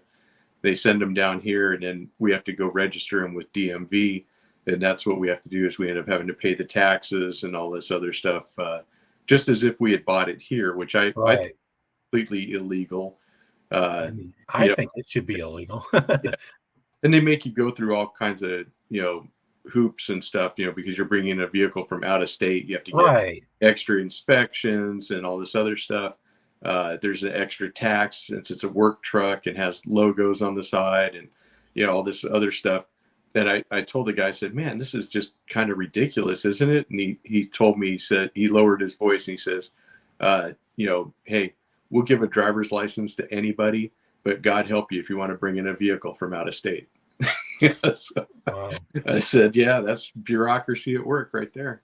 It's crazy that you living in California, you have to have your cars inspected too on a yearly thing. Not a yearly thing. They used to do smog every okay. year. That's what I'm thinking. But yeah, so if you bring in a vehicle from out of state, you have to get a smog. But if you buy like a new vehicle here, then like the first 5 years, you don't have to get it smogged. It's kind of like, they give you that grace period. And then after that, it's like every 2 years you have to go get it. But that's not the case anymore because like not too many old cars exist anymore. Well, we still have a lot of old cars that are there, but like, because I mean, car culture is huge in California. So there are a lot of older cars from, the 30s through the 70s and stuff. But the guys that are into that, what they'll do is they'll just, put a modern engine in there. Yeah, I was just thinking they modernize that. Exactly. They just, so it's still, say, a 57 Chevy, but it's, got all the modern stuff. 98 Camaro engine or something. Right. Well, of course, with smog, that's the other thing I forgot, is that a car that's 30 years old is exempt from getting smogged. So they don't have to do that. But so many guys do that. I mean, that was the craze. Everybody was buying the Chevy truck box motors and just throwing it into everything it would fit in because, it's basically set up and ready to go. At least you're comfortable like your house instead of, I think you film in your garage, right? Yeah, I film in the garage. Is your garage air conditioned or not? No, it's not. Okay. So it's really cool in the winter and it's really hot in the summer. Oh, okay. But our cool is nothing compared to the stuff you go through in the wintertime. So I don't have to worry freezing, but I might have to put on a sweatshirt or something. But then in the summertime, it's just, man, it's blazing. There's sometimes that I'm just like, I have to open the door and see what's going on outside, and see if there's kids playing outside or whatever. I'm going to move everything inside. I'm still trying to carve out some spot in my what I call an office. And okay, are you in the office now, or you're in your living room? I'm in my living room. Yeah, you have a fireplace, right? Looks like a fireplace. Yeah, okay. Fireplace behind me. Yeah, which is fun because I live in an area that is controlled by the air control board. So we have burn days and non-burn days in the wintertime. So you have to know when you can burn or not, or they'll fine you for that if they. So they'll have the chimney police going around looking for smoke. If you're burning stuff, you can get exemptions for that if wood burning is like your only source of heat. But for most houses, that's not the case. So for us, we've only had, I think, like maybe 2 or 3 fires in it anyways, and then we've kind of just, kind of let it go and don't worry about it. But it's just decorative. Didier wants to know where you live if you want to share. He lives in California, but yeah, I don't know where. I'm in the Central Valley of California. How's that? So kind of, if you look at a map of California, you'll see that there's a huge valley that is in the center of the state. And so I live in the southern end of that valley. So I'm surrounded by mountains on 3 sides. That's cool. Yeah. So that's probably why you get cool. Because it snows up in the mountains and stuff, and then we get the benefit of that because the the cold air will come down to the valley floor, so that's Sweet. good. So I'm like, did you grow up in California, or did you get there? Oh, okay. Yeah, I was just saying the Army took you there or something. I was born in California, and I've lived in other places, obviously, with being in the service and stuff. I spent 3 years in Germany. I've been to Korea a couple of times on different exercises. Went up to Alaska. Lived in Texas for more than a few years on a couple of different occasions. Sweet. Spent a lot of time in the Dayton, Ohio area. That's why I know about, okay. All that came up because when I worked with NCR, my dad also worked for NCR. And so we'd go to Dayton for school, and he would go for school. And so like one time he went for 9 months and another time for like 6 months, and he brought the whole family with him. And, we lived in a trailer park there, but I did like half of kindergarten and all of first grade in Ohio, so okay. It's, and then I went back there as an adult, when I went to school and stuff for NCR. But of course, they've all moved down to Atlanta now. So did you, when you were in Korea, did you ever see that? I don't know what they call it, the separation, the line. Yeah, the DMZ. Yeah, the DMZ. Yeah. So sure. Do you go as a tourist just to see it or something? Yeah, or? Yeah. They had a trip that you could go up there, and I'll tell you, of all the places that I've ever been in the world, that place is spooky. It's okay. It's like you can just feel the tension in the air, and I mean, and when you're driving up there in the bus, you can see where the roads they're already wired. There's like, they have road closure plans, and the explosives are there, and the bridges are wired to blow, and just all kinds of crazy stuff. And you're just like, holy crap, but yeah, they took you like that when Trump went over there and was in those pictures when he met Kim Jong Il and stuff. We were actually allowed to go to those buildings and walk up to that line and go into the little room where it's split in half. It's a freaky kind of place. Is if you cross the line, they will harm you, or I would say they'll just push you back or whatever. I don't know. Their troops were not like waiting like within arm's reach. Okay. They were there within sight. I think if you ran across the line, it'd probably be 50-50 whether you get back, because I don't know if they would shoot you. Oh, okay. They just might. Because I always just view the North Koreans as like kind of evil. I don't know. Yeah, I would say that they're not evil, but I would say they're definitely not friendly. Yeah. And of course, that the guys that are up there are more than likely more of the true believer kind. That they're fully indoctrinated, and they believe that with every fiber of their being, rather than maybe somebody who's out in the countryside working on one of their farms or something. Yeah, they don't know any better, I guess. No, that's it. Is if you don't know, you don't know. You're right. It's going to be if you grew up there and you were told all kinds of stuff, you didn't know. Yeah, exactly. So it'd be kind of crazy to see what's going to happen if they ever, get away from that regime and, actually get influenced from the outside world. It's going to be quite a culture shock to them. I think those people would love it. Yeah. They were like, this world exists. Right. But at the same time, there's still people that wish for the old USSR. So right.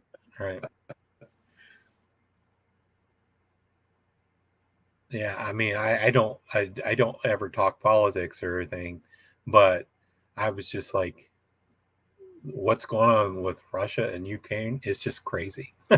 It is. It's nuts, and the fact that the Russians are saying that they're liberating the people from a Nazi regime. I'm like, right. Really? I just look at the city. I'm like, in 2022, you can have a totally bombed out what was a beautiful city, and it's just a rubble now. It's just crazy. Yeah, it is. I mean, I don't think that we would ever see that in America unless like a country like China or Russia attacked us. But it's just, I can't imagine it. I feel sorry for those people. Yeah, I do too. That's one of the things that we're blessed with is, having the oceans on each side. It makes it really tough to have a land invader here. And of course, the fact that, for the most part, other than the occasional trade disagreement, we have no problems with Canada and Mexico, so we're okay there. Right. Makes it, when you have a really super hostile neighbor, like Russia, it would be a lot harder. Right. So do you think there would be a World War III? I mean, I hope not. I mean, it was one of those things that when we were in our 20s in the 80s and right. Cold War is going on, things were a lot more crazy, when they're talking about throw weights of nuclear weapons and stuff in the press. It was a really different kind of a time. Right. Really, when I was in Germany, I mean, a lot of times I think of that as really, well, really starting with the Iran hostage crisis in '79. But then when I was in Germany in the 80s, there was all kinds of terrorism going on in Paris. A lot of places were getting blown up. I was in Germany when there were some terrorists that threw a grenade into that nightclub, where there were Americans inside. Just all kinds of weird stuff. We even had a couple, the base I was on in Germany, when they decided the Army was going to put Apache helicopters there, we had huge mass protests outside our base, and there were all these protesters waving signs and stuff like that, and we all had to go on full alert, because what they were thinking or protesting against was, with us putting Apache helicopters in there, they thought it was going to provoke Russia to want to invade Western Europe, then by putting that stuff there. And so they were really upset about all of that, but then that kind of calmed down. But just kind of crazy times, so I was thinking a lot more about World War III, a lot more about going to war with Russia at that time in the 80s. But then that kind of, when the wall came down and everything, I think I was as shocked as everybody else when the Berlin Wall fell. And I'd been out of the Army already for a couple of years by that time, because I got out in '88. And I know somebody in the chat was talking about when they were in Korea. I went there in '87 and '88 just for that big exercise that they have once a year. I can't remember the name of that exercise to save my life, but it was kind of like how we did Reforger in Germany. They still do that, right? I think so. But yeah, just kind of. Sorry, I have to stand up. No, I hear you. I'm in a wooden chair. It's kicking my butt. Yeah, I'm like, maybe this cushion will help. Yeah. So, but yeah, I mean, do I want a World War III now? Obviously not. I don't think any up on a rooftop, but I don't think any countries would use nuclear weapons, except for maybe North Korea. Yeah, I would like to think that too. I think that, I'm all for everybody kind of, standing down. And at this point, I mean, really, wars to invade other countries to, grab land or whatever. And that's like, to me anyways, in my way of thinking, that's a really old school concept. Right. kind of everybody's, set up where they are, just kind of, chill and do your own thing, but some people don't want to do that. I thought it was funny that Russia was asking for Alaska back, or they wanted Alaska as part of the American has sanctions against them. They said, well, we want Alaska. Yeah, it's kind of too late. Besides, we have the receipt. Right. Seward's folly. You can't like, oh, we want this land back for free. Yeah, exactly. Well, I'm surprised they didn't offer it at the price we bought it. You know, so that would be at least we could. They'd say, hey, we'll give you what you had for it. You know, but we're like, yeah, no, we've kind of improved that place. You know, so you know, yeah, it's that's not going to happen. I always wanting to visit Alaska or possibly live there because I'm not opposed to cold weather. Right. But I don't like snow, but I think I probably shouldn't move to Alaska because they probably get a lot of snow. Yeah, I went there for, it was a joint exercise, a winter warfare exercise with us and the Canadians to see about, you know, if a possible Russian invasion, you know, would do you know, go through Alaska. And so we were up there to defend it, and things are a lot different up there. I was there in January and February of '85. You know, so I was deep in the interior. We were about 20 miles north of Fairbanks, and staying at the Air Force Base up there. You know, so it was kind of different. You know, I mean, 4 hours of daylight at that time of the year. And of course, you know, listening to the radio and the weather forecast and tell you how many more minutes of sunlight you're going to get tomorrow. You know, it's kind of different because we don't think about that being down here. You know, we have a normal, you know, light and dark schedule. But then, you know, the sun would come up about 10 o'clock in the morning and it would go down about 2. Yeah. Crazy. And then, I mean, I've seen movies, probably bad movies, but do some states in Alaska have actually days without sunlight? It's actually some cities, I guess.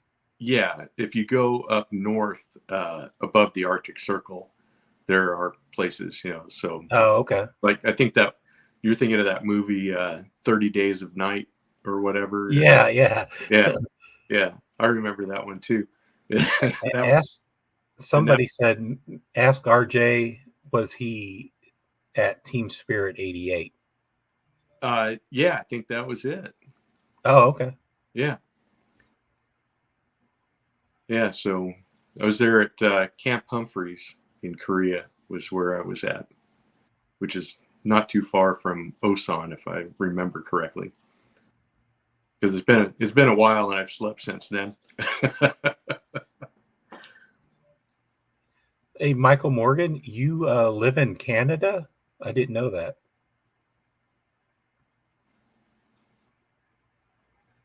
Insomnia and 30 Days a Night, set places and long. Yeah, I've seen both of those movies, but yeah, I've seen both of them, but I can't remember who was in Insomnia. Is it? Yeah, it was Al Pacino. That's right. Oh, okay. And that was, he was trying to solve a murder or something. Right. Okay, I kind of remember, but he like committed a murder, right? Yeah, he kind of and he tried to hide it or something. Yeah, right on Me with Knives. Who knows? We may have crossed paths back then. I don't have any idea, you know. But yeah, I was with the reserves at that point, you know. So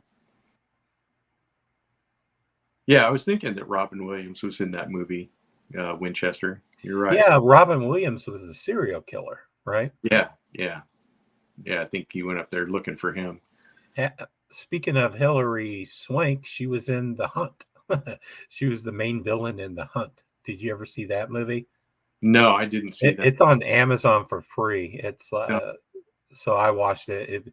It was like, you know, the Democrats versus the Republicans, but it wasn't really that. But it's they advertise it as like hunting. The liberals were hunting. What do you call it? What do they call this? The deplorables or something.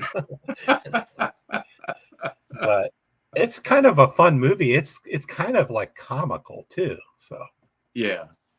I would imagine that's weird, but to me, it just kind of shows you where, because I'm sure that most of the people that made that movie were on the left side of the aisle, and so it's kind of probably kind of interesting that that's their mindset. You know, the all inclusive, everyone's welcome in my tent unless you disagree with me. People. Right. it was kind of funny. I mean, but the what do you call it? The protagonist, the hero, she clearly wasn't like either or. They didn't ever say that, but I took it. She was like, she didn't care for either party. she's just, why are you fucking hunting me? You know? I mean, they had the wrong person too. They thought she was like a hick. Yeah. She kind of was a hick, but they got the wrong hick. Yeah. They got the hick that wasn't. She was in like the military, so she had special skills. Yeah. Yeah. But yeah, It was a fun movie to watch. I may check it out. I don't know. I mean, it was for free, so I wouldn't pay for it, but I watched it for free on Amazon. Yeah, exactly. Because I unfortunately pay, the Amazon Prime because I want free shipping. Yeah. Probably everyone does that. That's true. I think that's why everybody does do that, was for the free shipping. But hey, there's more. So. Right. And I have cats that are zooming around. Oh, I see them in the background. I saw one cat at least. Yeah, they're chasing each other around. Do you have wood floors? In the kitchen. Oh, okay. It's that fake wood laminate stuff. Oh, okay, so they probably slide around. Yeah, and then there's carpet in the living room. Yeah, they do. My cats just all of a sudden will I call it like monkey tail. I mean, they look like they have. I call it monkey tailing. I don't know why I could do it, but they'll sprint around the apartment and chase each other. All of a sudden, it's like mainly in the morning or the late evening. So they have 2 times where they do it, and they chase each other and tackle each other, and then when they're done, they're not together any other time. So. Stuff we do, we have to give you a wrench too. That's true stuff we do. I do have animals. Everybody posts your links to your favorite channels or your channels or anywhere. You can post anything. I'm probably not going to be on any much longer because I'm super uncomfortable in this chair. If I'm going to do lives, I'm probably going to have to order another chair. Yeah. This was kind of impromptu for me too. I just was like, "Oh, Gary said anybody can jump on. I'm going to go ahead and do this. I'll see what happens." So hopefully I helped your ratings and didn't crash them. I'm like, once I just wanted to be over 1,000. I don't care if I ever get any further.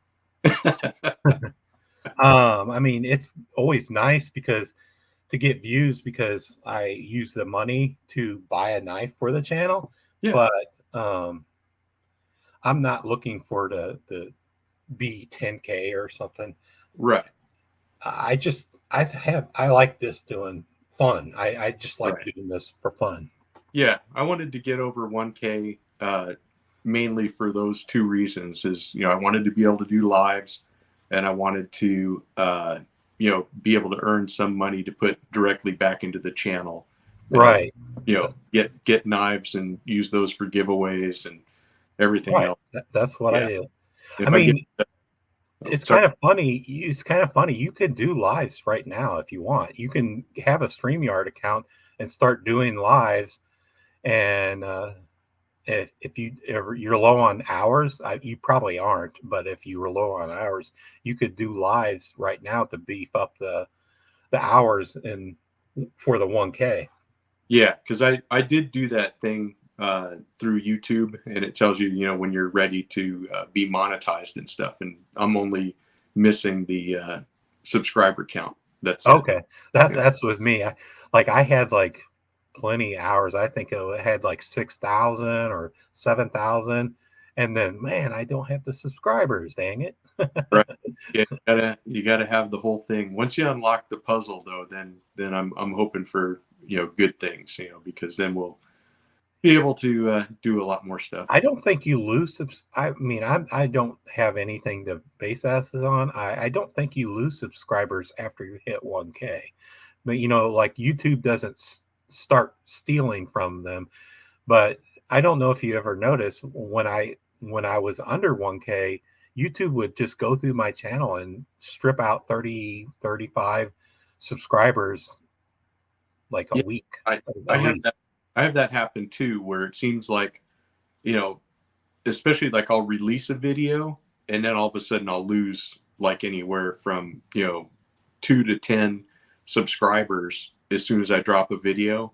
And then a few days after that video's there, then I'll have like +2 of whatever that number was, which is kind of weird, so I don't know why it does that, but yeah, it seems like you get some and lose some every week. I think they just do it like for people that didn't watch your videos or really didn't comment in your videos. I don't know.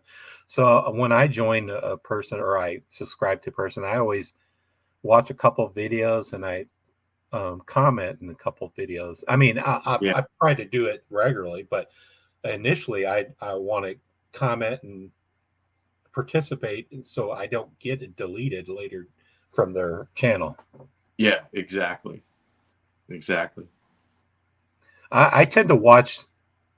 I don't skip through videos too. So I watch every channel. I watch videos. I watch the entire thing. I think it's for them. I'm like, oh, I don't want to skip through anything. I just watch the entire.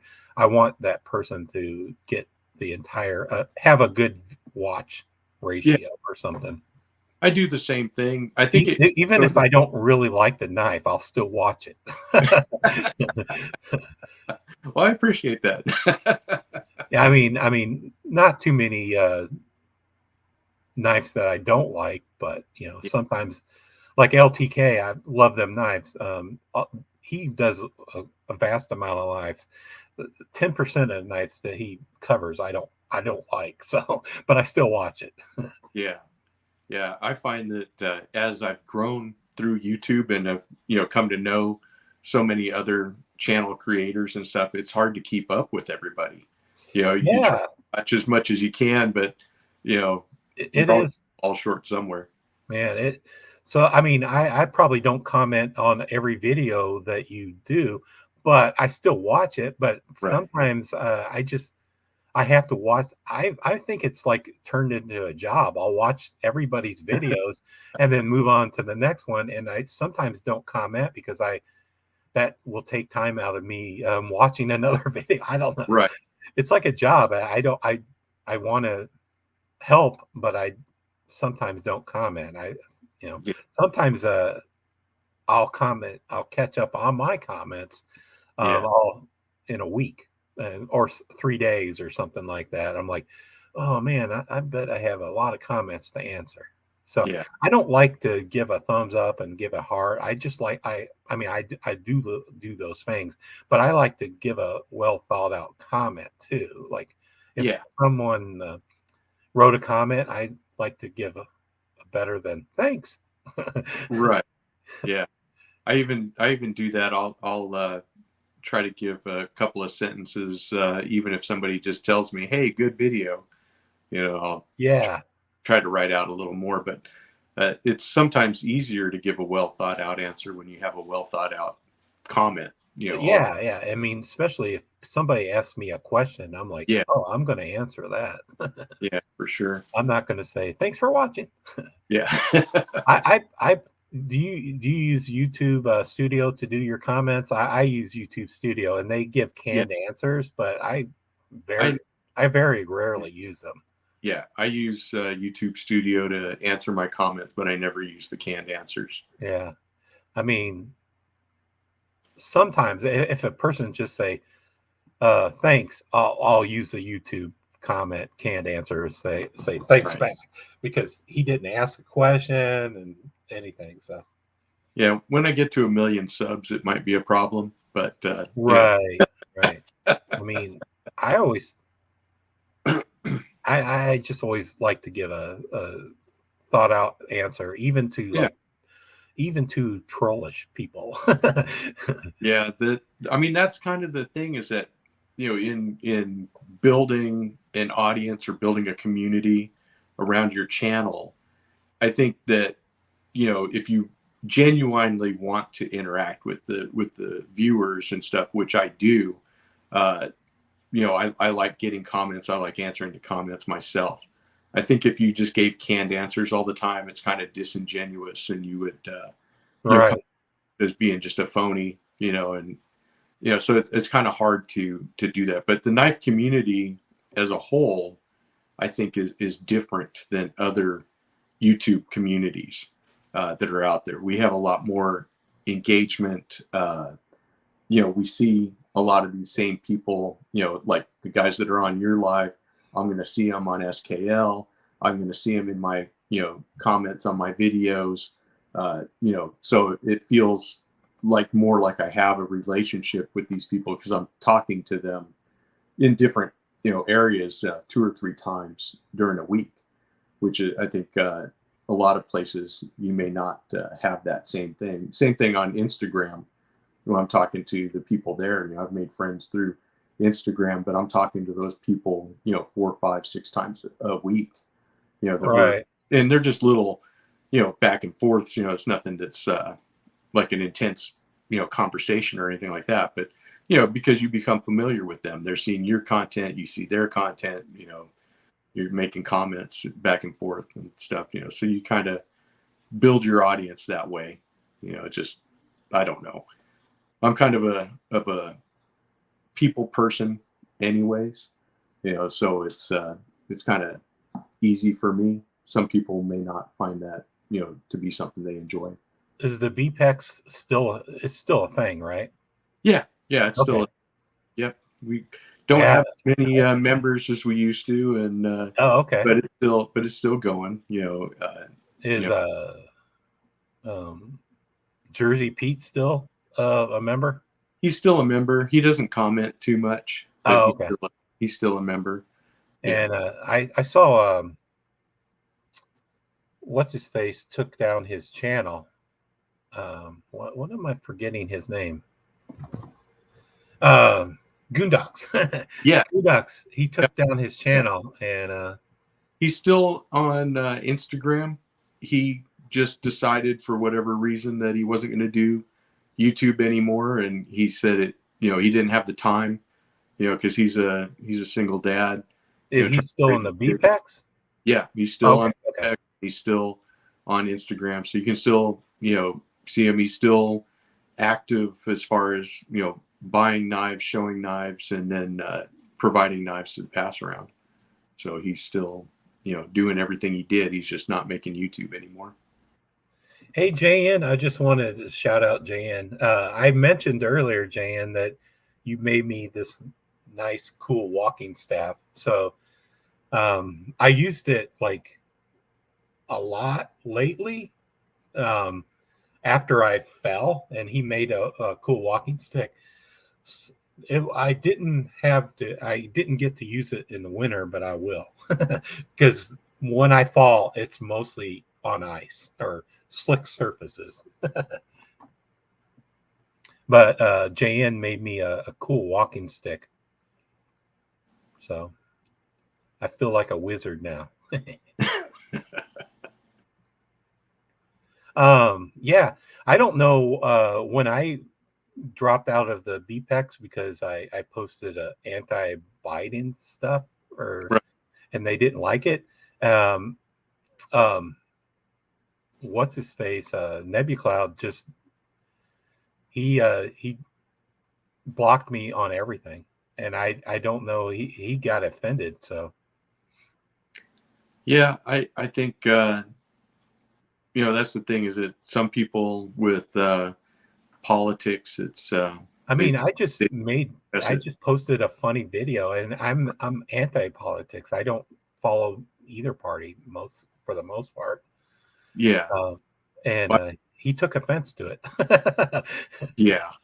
Yeah, I've come to the conclusion that neither party is out for anything except each other and lining their pockets. You know, they don't care about me, that's for sure. Right. So, but yeah, I thought what you posted was funny. I laughed at it, but I think he says my butt's been wiped or something like that. I think that was the video.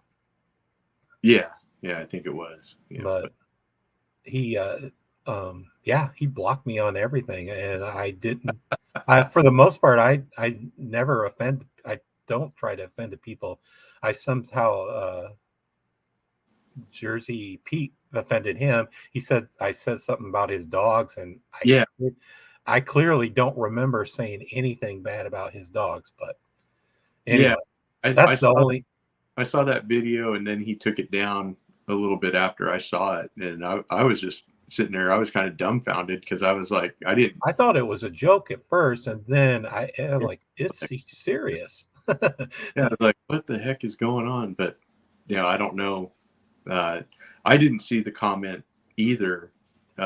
I've reached out to people, or people reached out at me, and they said, I went through Jersey Pete's a lot of his videos, and you never said that about anything about his dog, and I don't remember.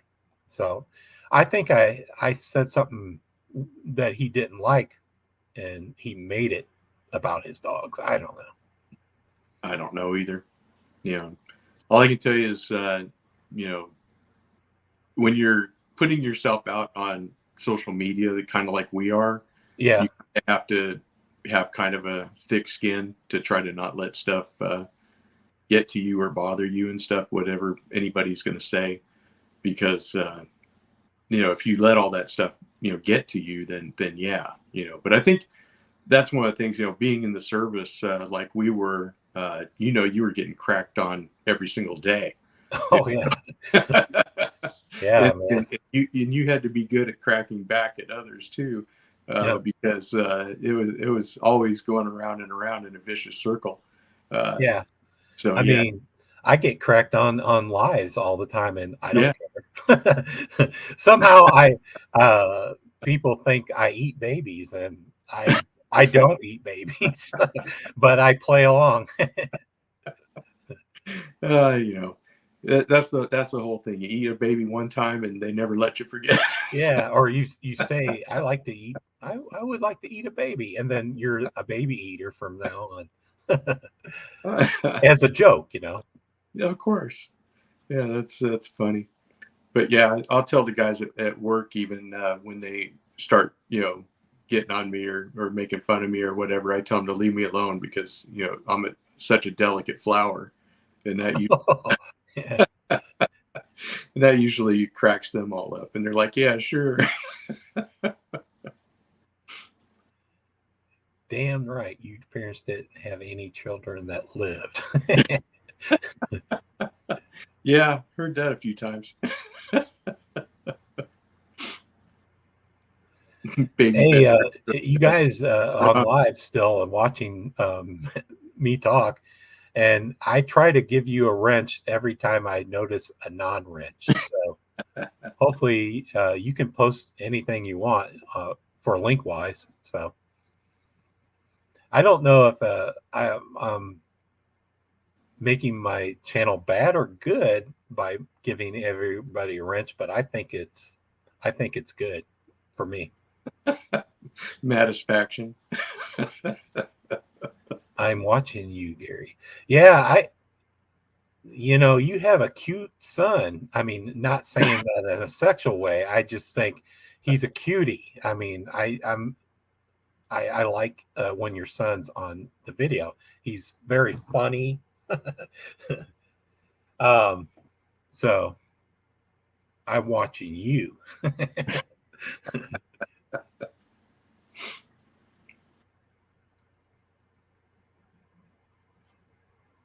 He's not for dinner, Gary. He looks like would be very tasty, though. I think children would taste very good. I mean, if you ever felt like baby feet, baby arms, and baby belly, they're so soft. I don't know if I want to have this conversation. This is going. Did you ever see The Road? Have you ever seen the movie The Road? You like sci-fi and apocalyptic things. I do. I didn't watch The Road or read the book because that seemed, if anything, it might be. It was very kind of depressing too. Yeah. But I read the book and they roasted babies. They cooked babies, but thankfully they didn't have that in the movie. Yeah. But it was implied because they had pregnant women captured as like a food source, and you kind of like known they were eating their babies. Yeah, that's not my tribe. I'm sorry. It was so depressing. It was like the most depressing apocalyptic movie. Yeah, I'm totally not there. Right. I guess you can't really have an uplifting apocalyptic movie. No, I mean, but sometimes you like, oh, you'll have heroes and stuff. Yes. Clearly there was no heroes in The Road. Yeah, that's kind of what it sounds like. Yeah. Yeah. So, yep. Not my cup. People eating people to survive. And they, I watched what do you call it? The Book of Eli, and I didn't like him eating a cat. I was like, he could have hunted a person and eat that, but yeah, he ate a cat he shot a cat in the beginning and ate it. Yeah, there's tons of squirrels. Yeah. I mean, you could get to a couple of squirrels, and you're not even going to put a dent in the population. Enough. I'm going to moderate this discussion off the table. Gary, you don't want to get shut down. I don't think anybody would on YouTube would shut me down for my channel. Yeah. The Rise of the Planet Apes is a good movie. I love the new Planet Apes movies. Oh, that's right. I own all three of these, the new Planet Apes. They were well made. Hey, let's watch the squirrel talk. I don't even remember. I ate squirrel and I don't even remember what it tastes like. But I was a kid, so I can't imagine people eating squirrels anyway. No. There's no meat on them. But my grandpa loved hunting squirrels and cooking squirrels. I don't know why. He was probably a hillbilly or something. Maybe. Who knows? Yeah, I've never knowingly eaten a squirrel. I can say that. That seems like a hillbilly type thing. I don't know. Yeah. We were kind of hillbillies when I was a kid. We had to go fishing for our dinner.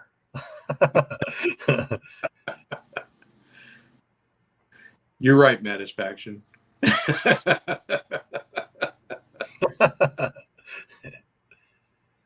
I don't know why I got labeled as a baby eater. Maybe I would set it as a joke. I would never eat a baby. No. I like Claus's Don Johnson, a man with a boy and his dog. I love that movie too. It was a cool apocalyptic movie. Kind of depressing, but kind of funny too. The Talking Dog. Have you ever seen it? Yeah. A boy and his dog. I did. I saw that way back in the. I think it was in the early '80s. Yeah, I mean, I was young. At a walk-in theater that was having some kind of revival show or something like that, and so I saw it then. That was a good movie. I mean, I always want to talk about like books and stuff on my channel, but I really never talk. I'm a big I'm big into like a zombie apocalypse for some reason. I read a lot of books that have a zombie apocalypse. Right. That was when I did the zombie Nick knife. Yeah, yeah. And I've up. read most of the books you suggested, but I've heard of what do you call that? Repairman Jack or something? Yeah, Repairman Jack. But there was he wasn't in that video because he doesn't deal with zombies. Yeah, but the monster. Monster Hunter International. Yeah, I've heard of that, but I've never read it. So yeah, definitely. But he does Repairman Jack too, right? No, two different. Okay, maybe I was thinking of I get all my books mixed up. So yeah, I'm subscribed to Audible, so I don't actually read the book. I have them read for me. Yeah, I mean, I love being read a book. I'm a kid at heart. I used to have these hour-long drives, but like 2 hours round trip, and I got hooked on Audible being read books to me. So yeah, back when this would be in the early 2000s, I got one of those XM radios. Our company had a giveaway, and it was like a portable one, and I won that. And they used to have a audiobook channel that was on there. But then when Sirius bought them, they dropped that channel from the network, and I was like, okay, well, that was like my favorite one, because I mean they did all kinds of stuff. There was audio books, there was some radio series and stuff that were on there. It was a lot more fun for me, anyways. So I think it means people are being old when you start liking audiobooks and like people that talk versus music. Because when I took these like 13 years, I drove like 2 hours a day, and I just enjoyed learning about anything other than having music played to me. Right. I'm the same way. I listen to podcasts for the majority of my week. And I used to listen to podcasts of all kinds. Right. I don't know if it's a thing nowadays, but I sort of stopped listening to podcasts about 5 years ago. So yeah, I was getting mad because I'll listen to podcast shows, and certain like people that are on the show, they would leave and they would introduce a new character, and that would make me mad. so I stopped listening. So yeah, I hear you. Gary, when he's hungry, I didn't click that link. It wasn't that link take you to. Oh yeah, Winchester. I've listened to all of those shows that he just listed.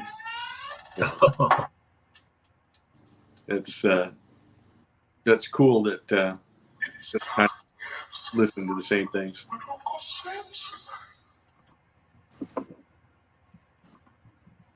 You can't click on these links when you have a pop out because they go to the pop out, unfortunately.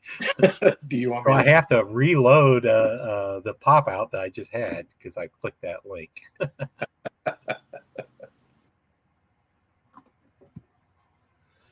Do you want me to block him? Block the moderator, so you can do that. Who gets blocked? Mattisfaction? Oh no. I only block people that are my trolls, like I do. If somebody says, "Man, you sound like a retard," because you have a speech problem, I don't respond. I just block them. Nice stuff we do. That's awesome. Yeah, anytime you can get some grill time, that's always good. Man, I think I was going to ask stuff we do. He cooks out a lot. He's like cooks out 7 days a week. The look of his videos. I try to do at least 3 to 4 a week if I can, just depending on time. Winchester, I listened to Archive 81 as a podcast. So yeah, I saw that they were going to make it into a show. That'll be interesting. I think they're doing rabbits as a show also, if I remember right. I think I saw an ad for that. So it'll be interesting to see how they bring those to a movie format. But I didn't like Archive. Sounds like sci-fi. Yeah. Unfortunately, I'm going to probably have to end this because I am my ass hurts. Yeah, I got to get going too because we're going to go over to my daughter's house for Mother's Day. Sweet. So we're going to head over. I wish my daughter, my oldest, lived closer. She lives in Kansas. It's like a 7-hour, 8-hour trip. Oh, wow. But yeah. I still have my littlest one and my son. Yeah. But unfortunately, I don't have a mother nowadays, and my mother died. But yeah, and my ex-wife wouldn't appreciate me celebrating Mother's Day with her.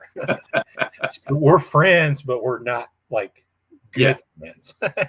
Right. Yeah, my mom and dad have passed also, so I know how that is. Right. Yep. All right, guys. Okay. I'll probably end it now, and seems like we both have to end it eventually. Yeah. We got. Thanks for coming on my first live. I'll probably, if anybody wants to come on live, there's an open invitation to come on my live anytime, and I'll probably have to have some subjects to talk about in the future. I'm going to try to do these every week, and I'm probably going to do them a little bit later on Saturday, and but not too much later, maybe noonish, and see how that works. If it doesn't work, I'll make it maybe a little bit later. So for me, it just seems to be better on the weekend rather than the week. Yep. So, hey, thanks RJ for coming on. What's did I ask you what's the RJ R stand for, or do you not want to say? Randy? I don't know. No, it's my first and middle initials. Yeah, I mean, I'll just call you RJ. That's fine. At least I know that's your name. It's not The Last Ranger is my name. Right. But I say that all my videos, Gary. Yeah. So. No, my first name is Rodney, but I usually go by Rodney. Oh, yeah, I knew that. Yeah. I think you said that. Yeah. Yeah. So it's no secret. So I just did that as a name for the. I mean, you probably are called that anyway, right? No, because RJ is a natural thing to say. Yeah, it is. My initials are GD. You can't say GD with naturally. GD. It was funny because when I started the channel, my wife laughs, when people call me RJ on YouTube and stuff because I usually don't go by that. So it really is. Okay. It really is kind of like my YouTube persona, but that works pretty good. Keeps my life segmented in the proper channels. Right. Yeah, because you share the same name as Naftastic. He's Rodney too, I guess. Yeah, that's right. Yeah, so if you see us in comments, he'll always call me his brother Rodney, and I call him my brother Rodney. Oh, okay. Yeah, so we're connected through that, but he's a pretty cool dude. Winchester is his real name. Yeah, I can believe that. Winchester something the third or something like that. Yeah, I think I've heard of that guy. All right, guys, I'm gonna leave. I'm gonna actually click off the comments. Thanks for everybody. Thanks for everybody coming and joining me and hanging out with me. I don't know what I'll do the rest of the day. I'm pretty much woken up. I'm not going to go to bed. So maybe I'll do a knife review or something. Yeah, I should. So, all right. Take care. All right. Bye, Gary. Great. Take care. Have a great weekend. Rest of your weekend. Yep. You do the same. Oh, in the broadcast.